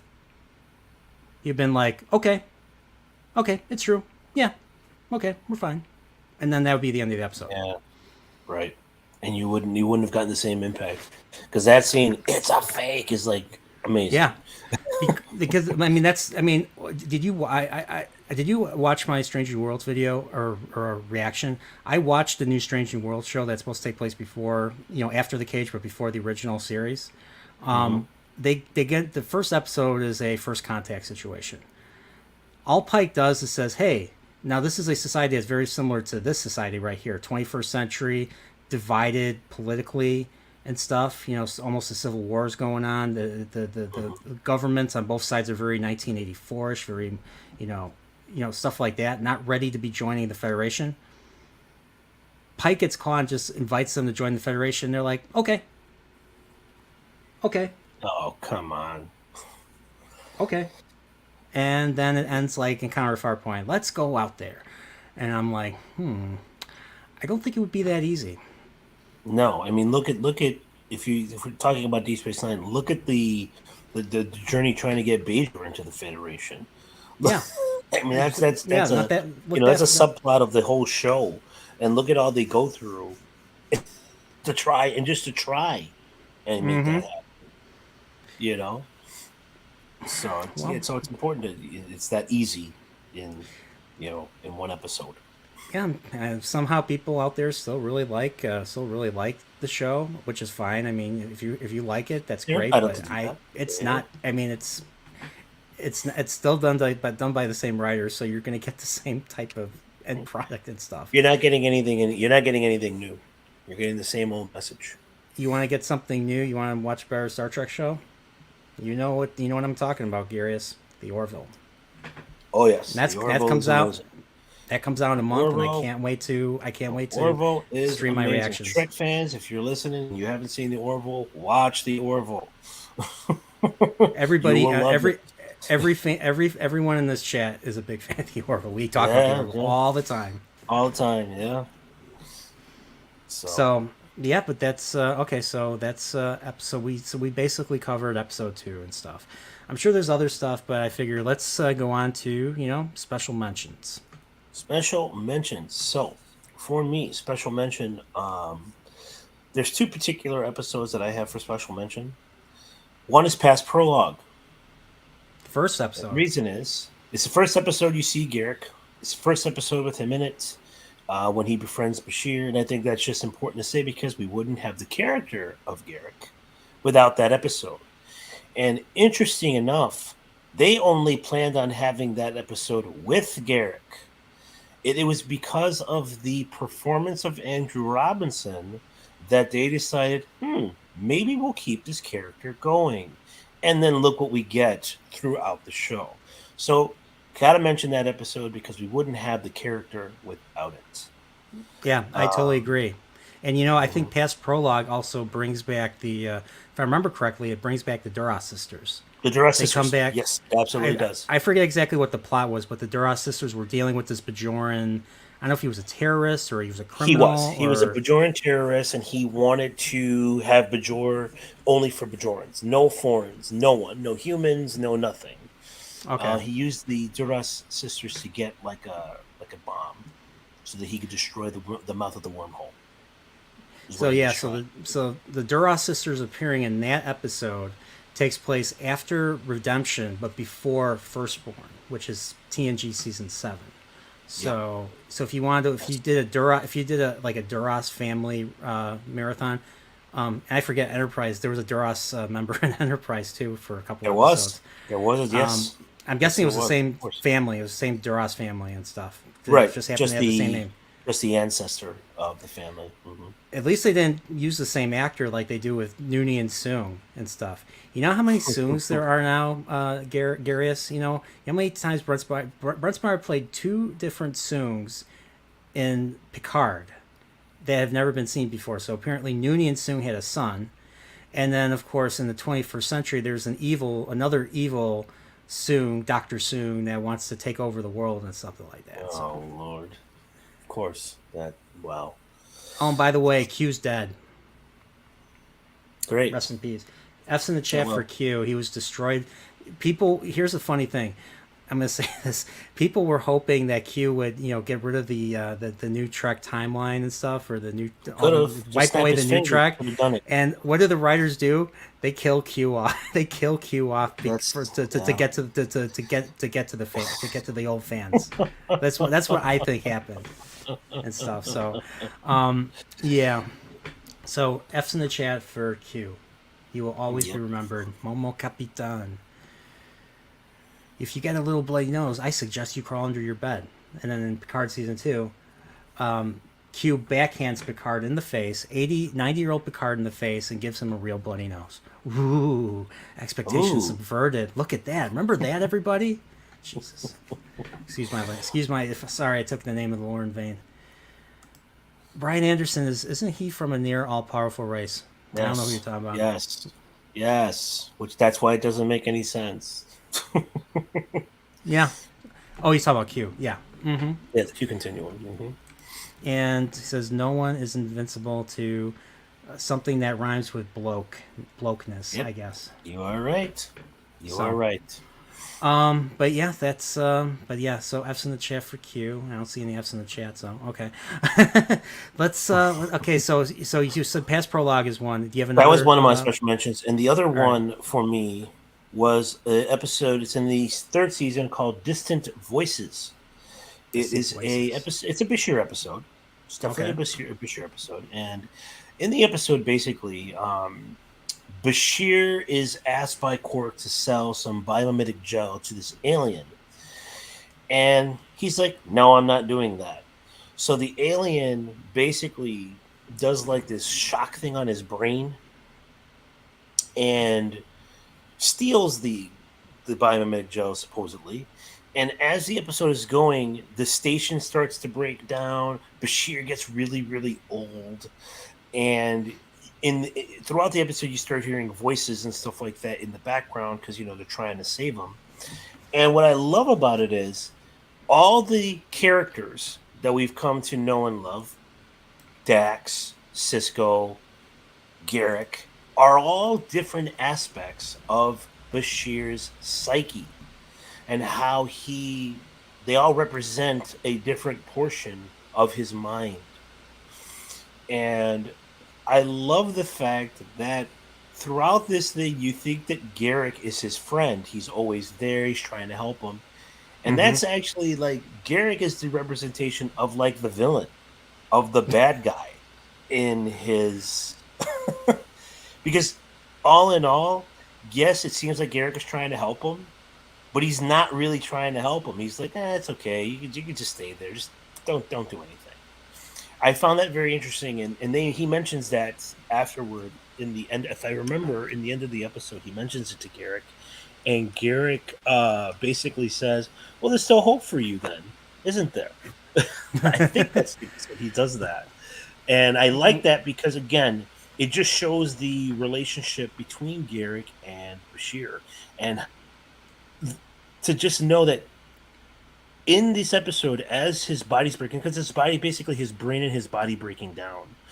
And you would think it's just going to be his close friends, obviously his crewmates, Odo and Kira and everybody. But to have Garak be really the main one throughout the episode, really there with him, and what he represents, I always found that to be very special. So I thought that was worth mentioning as far as special mentions, and at least in my opinion. So you said so Bashir turns 30 in this episode. He does. He turns 30, and he's worried about getting old, and I'm too old now, and he's only 30. He's only 30. I mean, we're both of us are well over 30. Well over and stuff. So. It's interesting. I'm seeing. I'm looking at memorable quotes right here. I'm sure everyone else is seeing this too. Garak literally says, "I wasn't aware that humans saw growing old as a negative experience. On Cardassia, advanced age is seen as a sign of power and dignity." Yeah, Cardassia is very different from Earth and stuff. It's like they're the opposite of everything.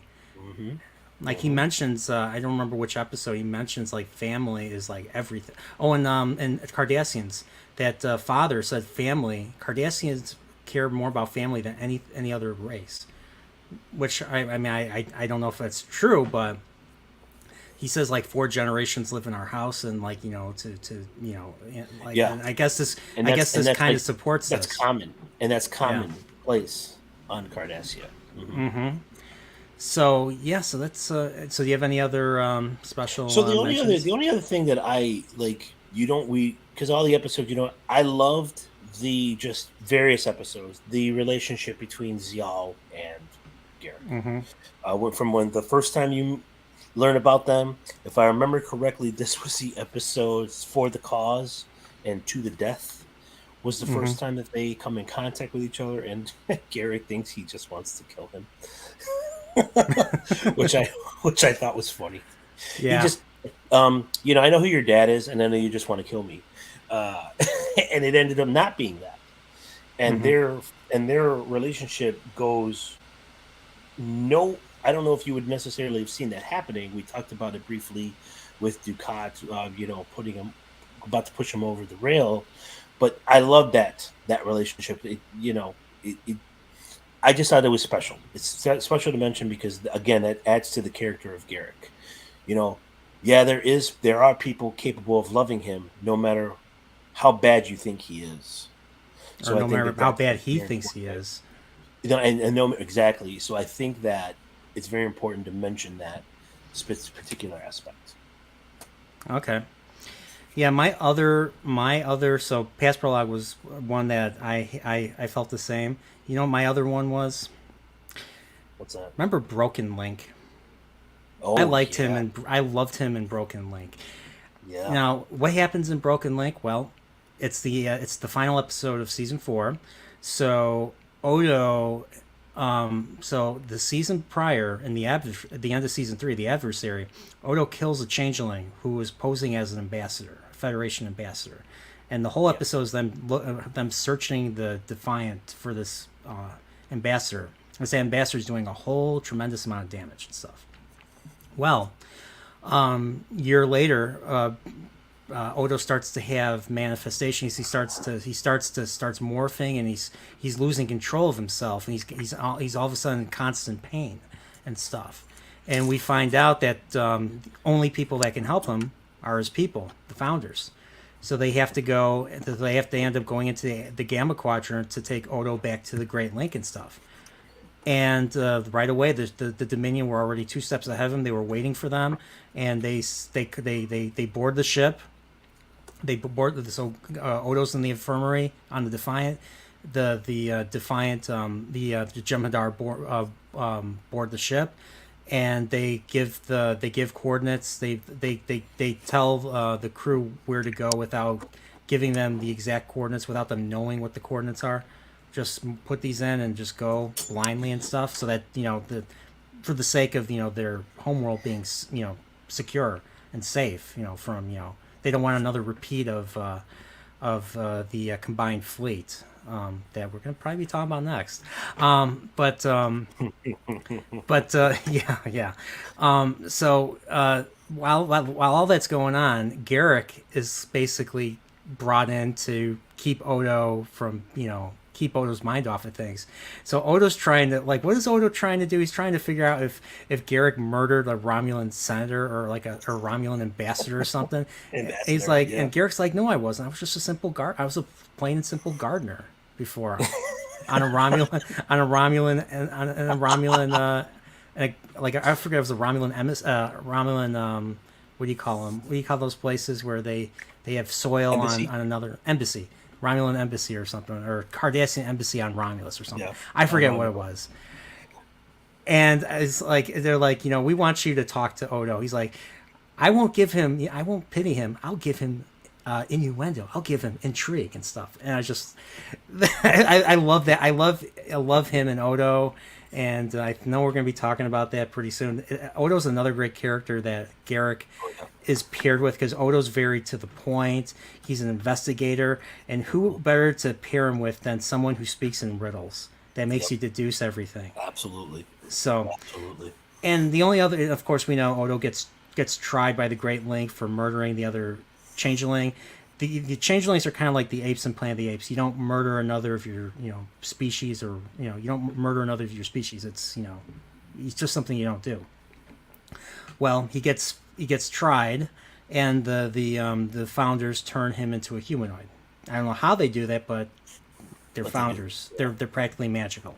So they turn Odo into a human, but he still has the face. He still has the deformed face that he could never master, and that's just there to remind him of his crime and stuff. So Yeah. But the Garak stuff, besides him talking to Odo, there was the other thing where Garak tries to murder, because Garak still has a chip on his shoulder from them, taking out Tane and the fleet and stuff, which might be discussed next. I'm not saying.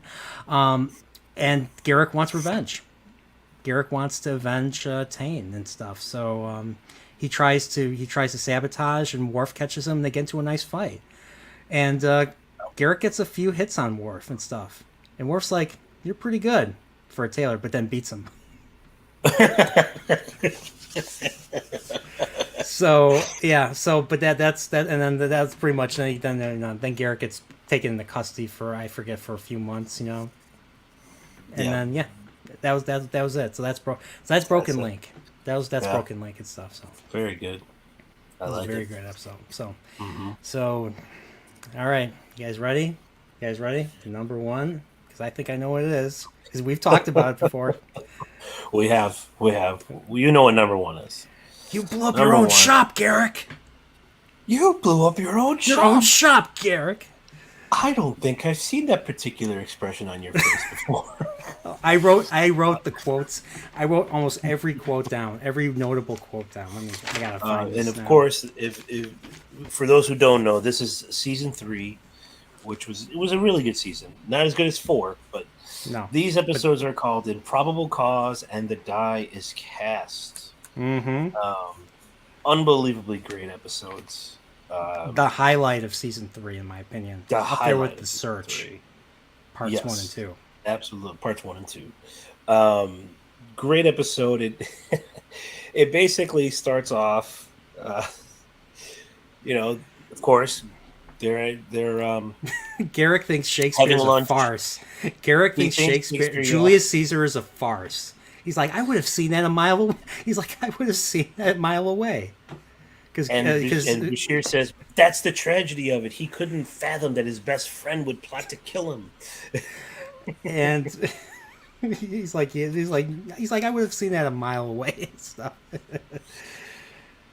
And of course, Bashir's like in a bit of a crunch right now. He needs to get right back to work and stuff, so he's eating really quickly.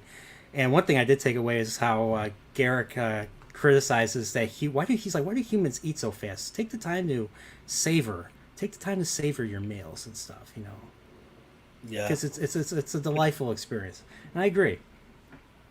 So I do agree with that. Yep. But what happens? Does something blow up? I'll let you. So his shop. So all of a sudden, his shop blows up. So obviously, they have to start investigating it, and of course that brings in Odo, because Odo is chief of security, and they notice that there is a Flaxian on the station. And Flaxians, I guess their race is known to be like assassins. I guess. Mm-hmm. Yep. And so they start investigating it, and Odo goes to the Flaxian. He's like, "So, what do you sell?" He sells like fragrances. He's like, "Oh, good. I don't have a good sense of smell, and I'm trying to get something for a lady friend." Mm-hmm. and so he interrogates him by mixing up different scents, different. There's musky, there's sweet, and there's spicy. There's spicy. And then, of course, when it comes to the end, he says he wants something that maybe combines all three. No. And then the guy's like, I don't think your lady friend would like that very much.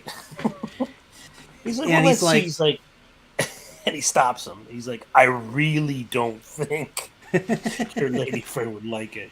Oh, so you're just saying that because you're not going to tell me if I mix these together, it's going to make a gas that would kill, people? He's like, I had no idea. I simply did not think the fragrance would be helpful for your lady friend.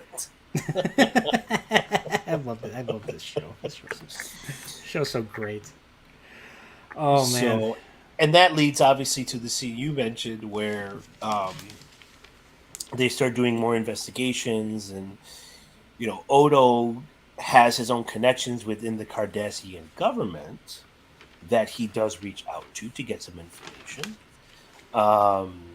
And finally, it comes to a head where they're talking to Garak in the shop, and they keep asking him questions, and Cisco's even there, and he's like, I have no idea why anybody would want me dead. And Cisco's like, I'm tired of hearing you say that. hey, the truth is just an excuse for lack of imagination, is what he says. I love this. I love this guy. I love this. I love the quote. Is this also the episode, if I remember correctly, where Dr. Bashir mentions the boy who cried wolf to Garak? I love the line. He's like, so if you keep telling the same lie, people won't believe you. He's like, that's not the moral I got out of that story. He's like, what's the moral you got? But you never tell the same lie twice. I love this. Oh, the show. This show's so great. I just love that.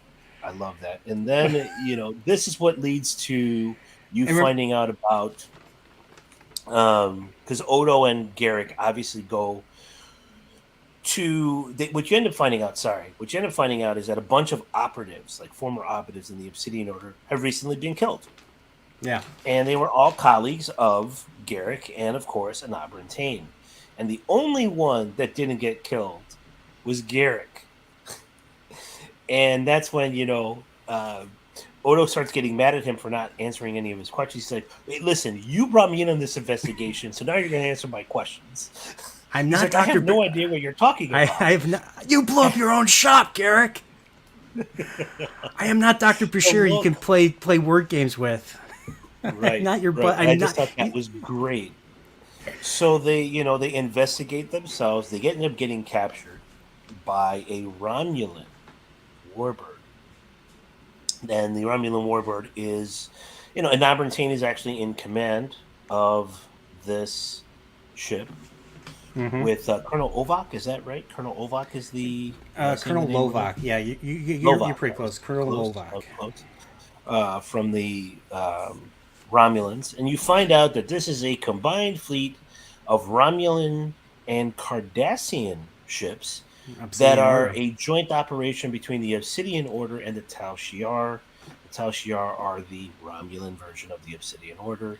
And they were the ones. The Tal Shiar is the ones that sent the that assassin to take out. They sent the assassin, right? And you know what's funny? I don't know if it was Garak, but he's like, why? He's like, you know what? If the Tal Shiar, I think the reason why Garak says the reason why I survived is because you sent the Tal Shiar after me. They're sloppy. Because I mean, one thing that's mentioned, I don't know if it was in this or in The Wire, that the Obsidian Order is way more effective than even the Tal Shiar. In terms that was The Wire. That was The Wire. Okay. Odo mentions that. He says not even the Tal Shiar can match up to what the Obsidian Order can do. Yes. Yeah. So in this case with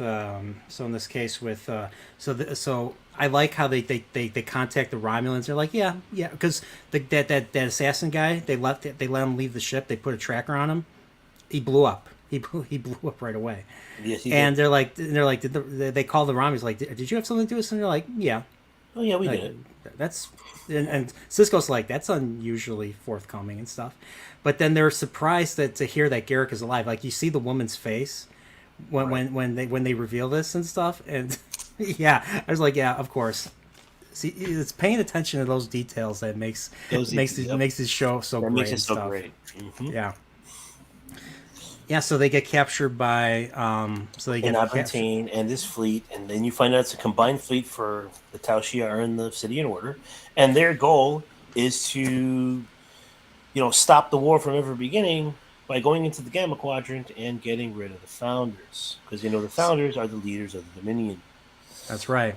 So I got a question. I remember there was an episode in season 3. I don't remember which one it was. There was an episode where they come across the shipyards and the Obsidian Order is like, get the F away from here or we're going to murder you all and your families. Do you remember which one that was? Was that the Defiant episode with Tom Riker? I'm trying to Well, that remember. was when you find out that they're building the ships in the particular area in Cardassian space. Yeah.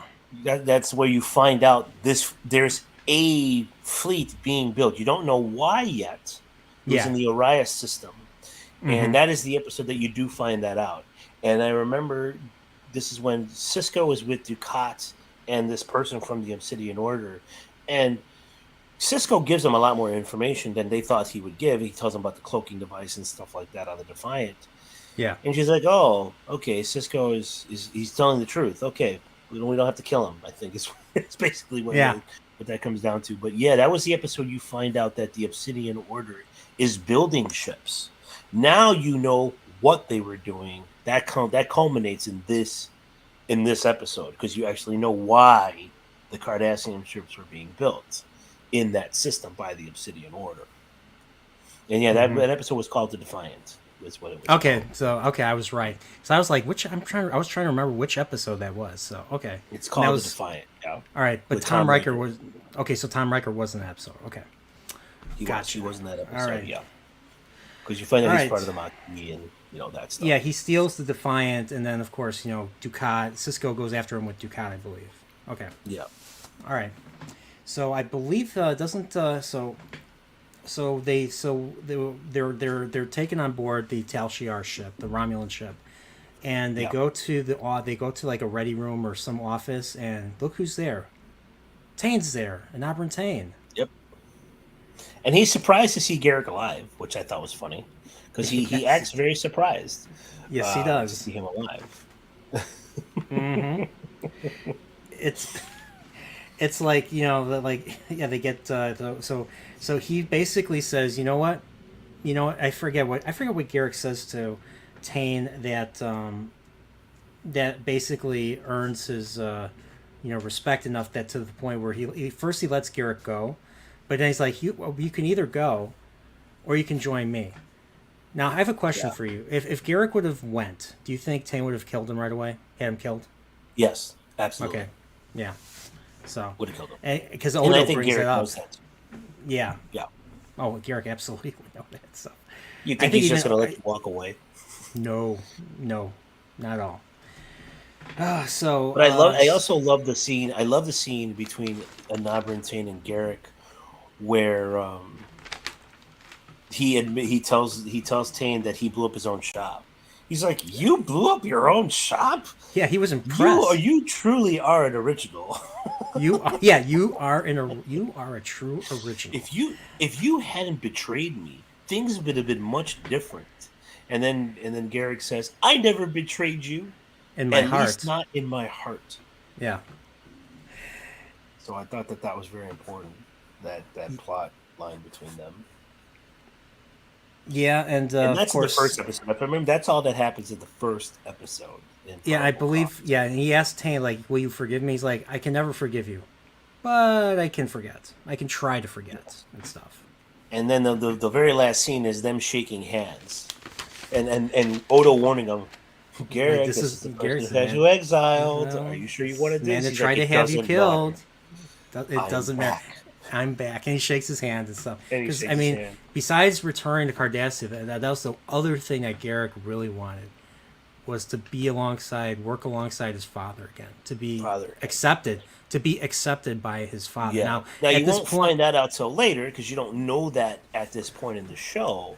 But it makes this scene more that impactful when you go back yes, and you find out this is not just him wanting to do the work with Tane. This is his father. So it's a very, very different message you get knowing that information later on.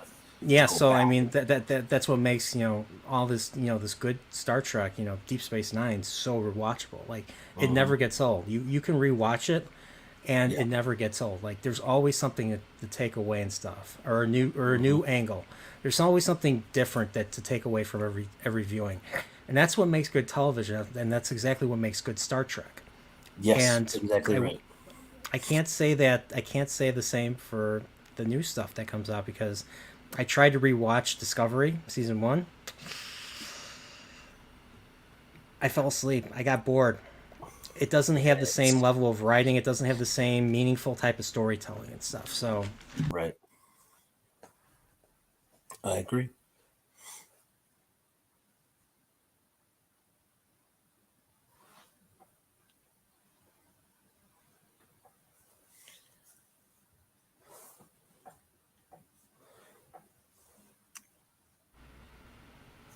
can you hear me?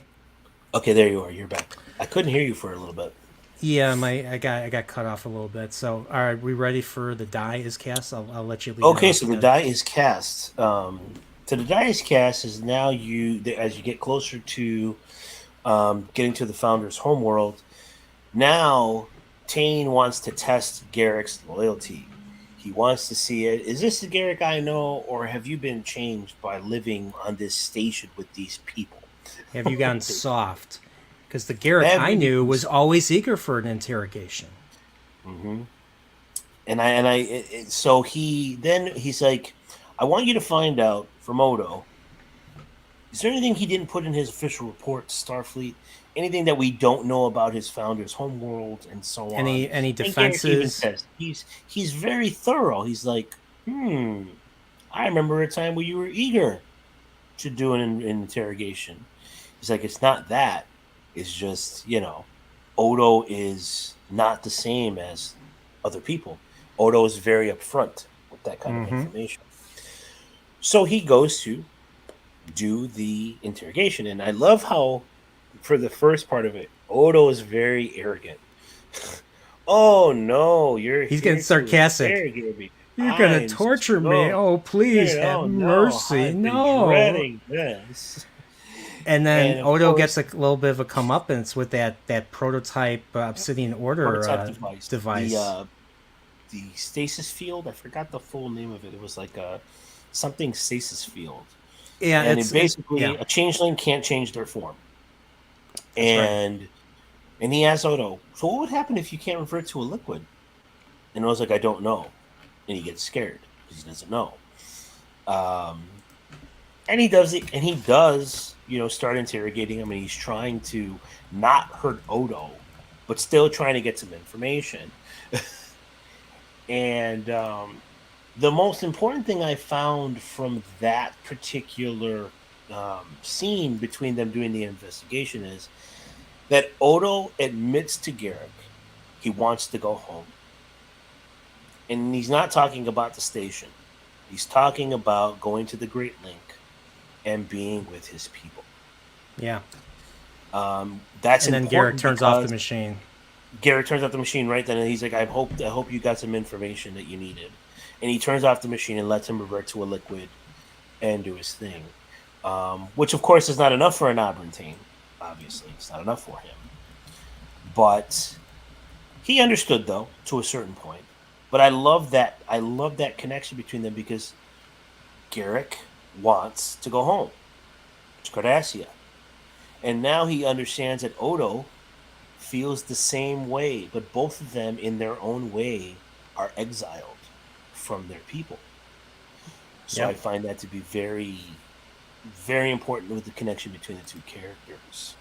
Yeah, and it just I love how it built. It was another meaningful, character relation. It was character moments for both Garrick and Odo and stuff. And ultimately, the rest of the episode, basically what happens is they go to the homeworld, they open fire, they find out there's no one on the planet, and then, of course, the Jem'Hadar fleet comes out of the woodworks. 150 ships. And I remember when they're like, how many ships are there? She's like, I asked you a question. 150. 150. And then they've been waiting for us the whole time. Looks like they were waiting. They knew they would come. It was all a trap. Yeah. And it was. We find out Tane basically starts to kind of lose his mind a little bit over it. He's like, nothing could have gone past me in the past. I underestimated them and stuff. And Garrick is trying. He's like, we have to go now. And then Odo knocks him out and takes him out and takes him off the ship. And you find out that Colonel Lovak is a changeling, and he allows Odo and Garrick to leave because one changeling at this point doesn't harm another. The subplot for this, as far as the other side of the episode, is Cisco wants to go find Odo and Garrick, and he's ordered not to. He's like, no, with this fleet going into the Gamma Quadrant, Admiral Todman, I think is his name, says, I need you defending Bajor, I need you defending Deep Space Nine. I do not authorize you to go into the Gamma Quadrant. And of course, Cisco's loyal to his people. He goes anyway. And then of course they get on the Defiant, and I love the Todman's trying to contact them as they're leaving. And what does Cisco say? He's like, I don't know. Did you hear that, Major? I think that transmission was kind of garbled. Yeah, like how do we know what they're talking with the transmission that garbled? And then of course, who is the one that sabotages the cloaking device? Of course, Michael Eddington, that jerk. Michael Eddington. Which I mean, it just it makes more sense now when you know the character of Michael Eddington. But at this point, you're like, why are you doing that? Come on, you know why Cisco's doing this.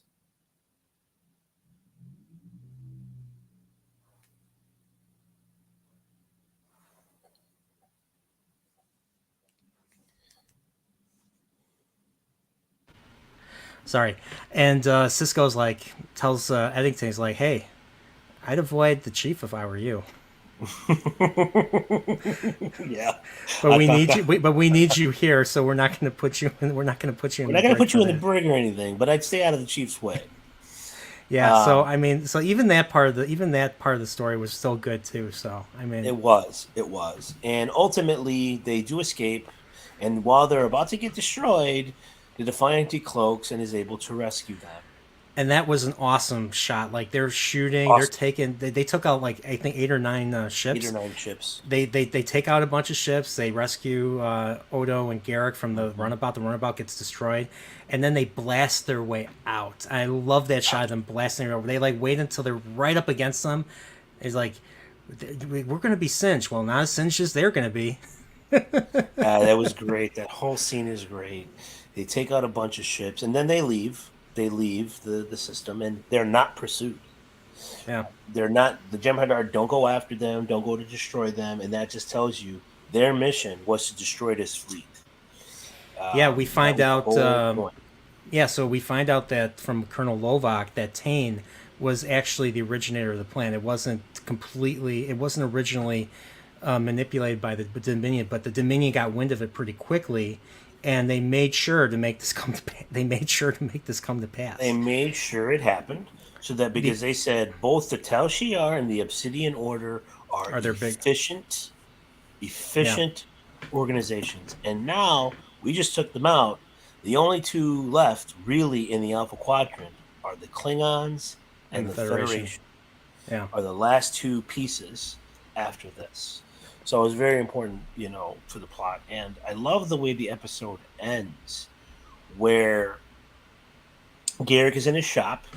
He's kind of cleaning up all the soot from everything. That's right. And Odo is standing there and says, hey, I just read your report, and I just wanted to say thank you for not including what I told you during the interrogation. And Garak says to him, I think that's, best left forgotten. Yeah. I thought that was just amazing between those two characters, because now they understand each other a little bit more. And they have more common ground. Yeah. There's more common ground than they had before. And he even says, hey, so Quark was thinking about using this area for his own thing. It was some kind of a bath. Mm-hmm. And he's like, I don't think that I don't think Captain Sisko would particularly like that kind of facility here. He's like, that's true, but I know he would appreciate a tailor shop. Yeah, and he's telling Garak to reopen his shop and rebuild his shop. So I thought that was pretty good. Yeah. Pretty good connection between the two of them. Yeah, and Odo that's even why asks, that's why. Yeah. Yeah, and Odo even says, and Odo's not known for being very social or being, you know, having friends and stuff. But he says to Gary, he's like, I want to have breakfast with you sometime. Yeah, maybe we can have breakfast sometime. I thought He's you like, but didn't. he's like, yeah. Well, he's like, I don't. That's just great. That's just great. So it's the beginning of a potential positive relationship, like on the same level, almost on a similar level to Garak and Dr. Bashir. And Dr. Bashir. And this is what ends up happening with Garak throughout the show, which is why I like his character so much. You know, people, when they get to understand him and they get to connect with him, it means something else. Bashir does it, Odo does it, Worf does it. A lot of people has much more let's sweep under the rug than TJ. Yeah, Brian's Gate. I would agree with that. Yeah. Yeah, I mean, Rick Berman. DS9 crew is much more rebellious. Yeah, that's because Rick Berman was not as involved in Deep Space Nine as he was in TNG and Voyager. Hence, why Voyager, instead of being a more survival-based show that ended up being season 3 of Enterprise, it ended up being more TNG light, but with cheaper actors and stuff. Yeah. And more Borg, way more Borg, and more Borg, which is awesome. But that's why these two episodes, why they're my number one. Mine too. And plus, you and I have talked about them. You and I have talked about this episode how many times in the past. Nice to. It's nice since I have a channel now. It's nice to bring you on and we could talk about this so that lots of other fans can hear it too. Yeah, that's why I love these episodes so much. It's such a culmination of a bunch of things. It gives you some solid answers while adding more questions about characters. I love that. I love how the show is able to do that with a lot of these episodes where so much stuff happens, but there's so much story and there's so many subplots. This one is definitely a Garak episode. Like these two episodes are definitely Garak episodes. Yes, for sure. And I love it as well because and Odo's, and I just love it because you've seen why he does what he does, and you understand him more, and you just get more to his backstory. What's real, what's not? What is he lying about, and what is he not, and why he acts that way. I just love seeing Garak's humanity, especially even during the interrogation things. Like he's literally saying right here on the screen, he's like, "Odo, talk to me, tell me something, anything, lie if you have to, but just say it. Just say something." And then of course, Odo says, "Home, I want to go home." He's like, "Argh!" He's just like he's completely like ripping. He's like deteriorating. Like he is like deterior. He's like. I'm not sure how to. He's like he looks like he's falling apart. He's decomposing. He's almost like decomposing. Yeah. Like he's almost like decomposing because he can't turn back into a liquid. Yeah. But I love, and another thing I just love is all of Enabran, Tain, and Garak's dialogue. Like they're like right here. I'm reading this. Do you remember getting that confession out of Dr. Parmack? I never even touched him. That was the beauty of it. I also like when he says, I see you're having fun with your pointed-eared friends. And then Tain's like, you see what he just did there, Odo? Yes. He said a racial comment just to see what I would say by either showing my loyalty to the Romulans or putting a seed of dissent in there by not saying anything. Yeah, I love how Garak talks to Lovak. He's like, "Tell me, what else am I feeling? I've never been psychoanalyzed by a Romulan before. This is a fascinating experience." And Lovak's like, "You persist in lies, but we will watch you. We will continue to watch you and stuff." So, like all this dialogue is just gold. Like Garak's dialogue is gold. Is like, yes, it's crazy. And there was another thing, I think it was in this episode, where Tain was willing to eliminate Mila. And Mila's the housekeeper that Garak has affection for. Like he does. Like Garak calls Mila and finds out like, hey, Tain has been gone for over a day. He's in trouble. Please help him. she tells Garrick to help him, and that's when they go out and they head to where Tane's home is, and that's where they get captured. So yeah, he was considering getting rid of her because she knew too much, and because like why was Tane doing all this? Why did Tane try to kill Garrick and get rid of everybody? The same reason mobsters get rid of people. They get nervous, and in Tane's case, he didn't plan to go back into retirement, and he wanted all of his all of his string, or His loose ends, all of his loose ends tied up. Enough about it to be tied up. Yep, and be done with. Yeah, and I love the scene where he's talking to Mila, and she's like, "Promise me you'll help him," and he says to her, "I will." And Odo is with him, and he's like, that person, Mila, she showed affection towards you. Yeah, I got a question. Do you think that Mila is Garrick's mother? I always thought that, but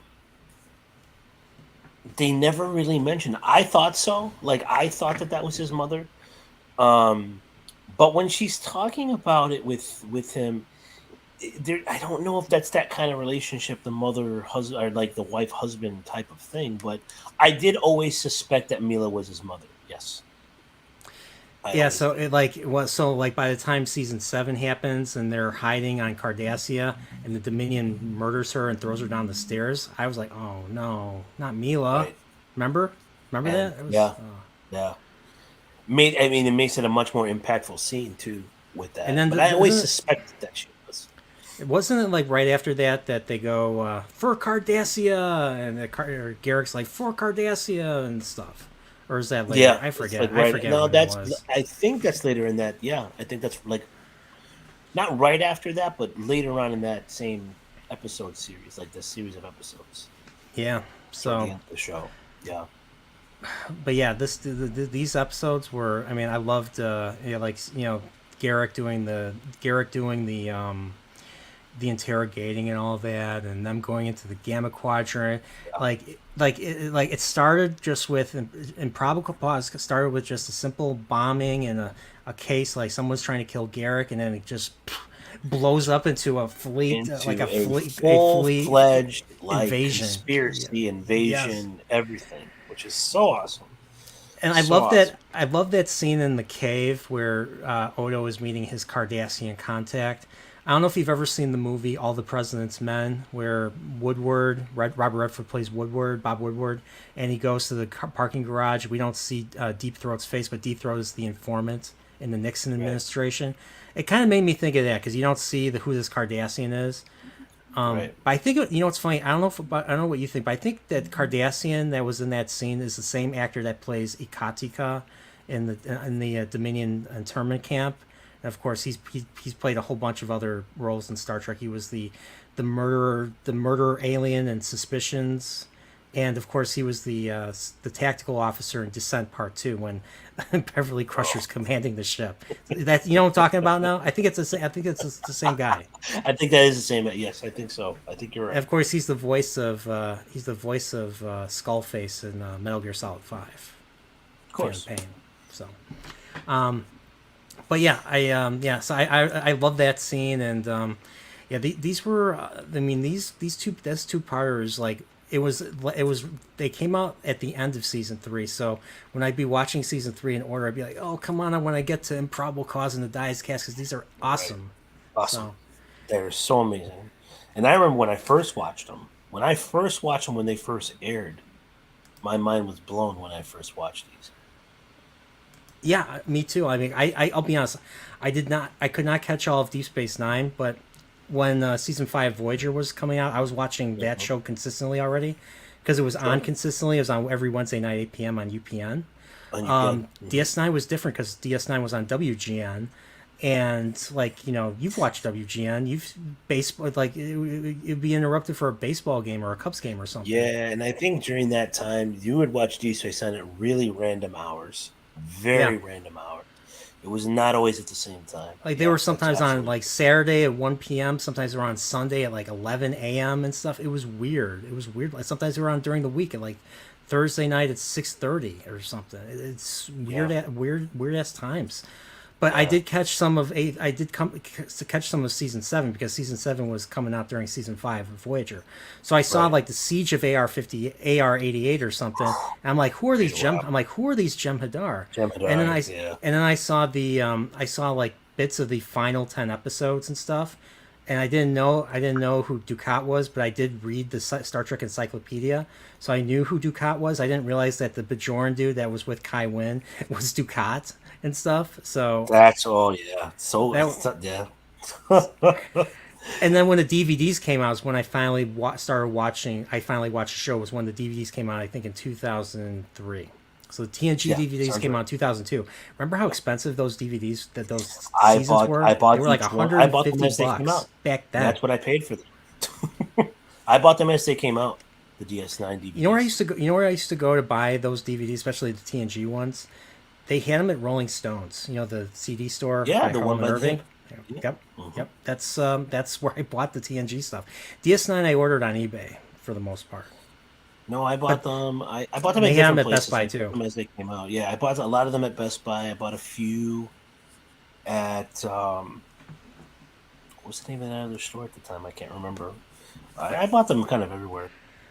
Brian Skate says, "Hey, now the Cubs game was why I watched TV." That's right. Who doesn't watch the That's Who doesn't right. like the Who Cubs? They're doesn't? all. But yeah, once and I watched the show, and I loved it, and then I watched it again. I loved it. Every subsequent viewing of Deep Space Nine, I loved it even more. And watching these episodes today to prepare for this stream, I I got even more out of it. And plus the fact that I'm older and stuff and have been, I around think that more, sometimes dealt with we some see a little things. bit more. Yeah, like And more same with understanding of TNG. Same with me things. watching TNG and stuff. I mean, I rewatched The Offspring. Now, The Offspring, you've seen The Offspring. I have. I think it was my first time I watched The Offspring after I lost my parent, my dad. And when I Hmm. saw when I saw the end when Data loses his daughter, I couldn't help but shed tears and stuff. Yeah, it's much more powerful when you think of it because it's like, oh, that's a child. Mike here says the Cubs were the only reason why I watched WGN.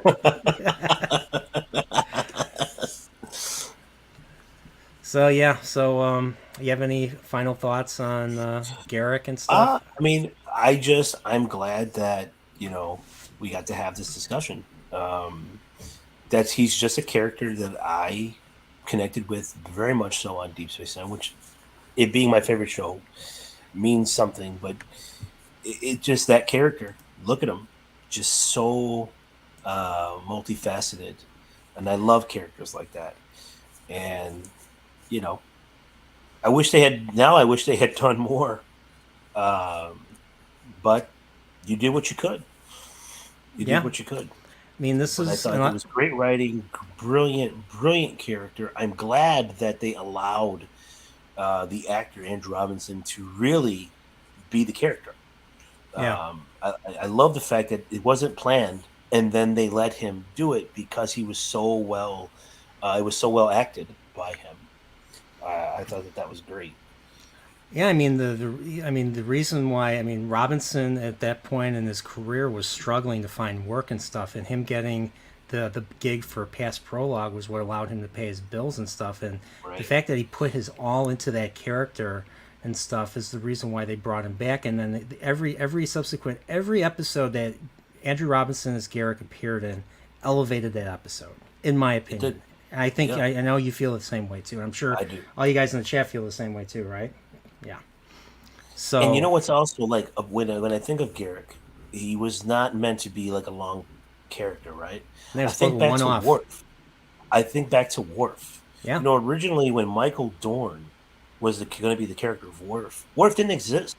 No, he wasn't part of the Into the original Bible. audition, he went into the audition as Worf, him being the character. Yeah. So they were just so impressed by that, they made him the character, and now look at what Worf has become.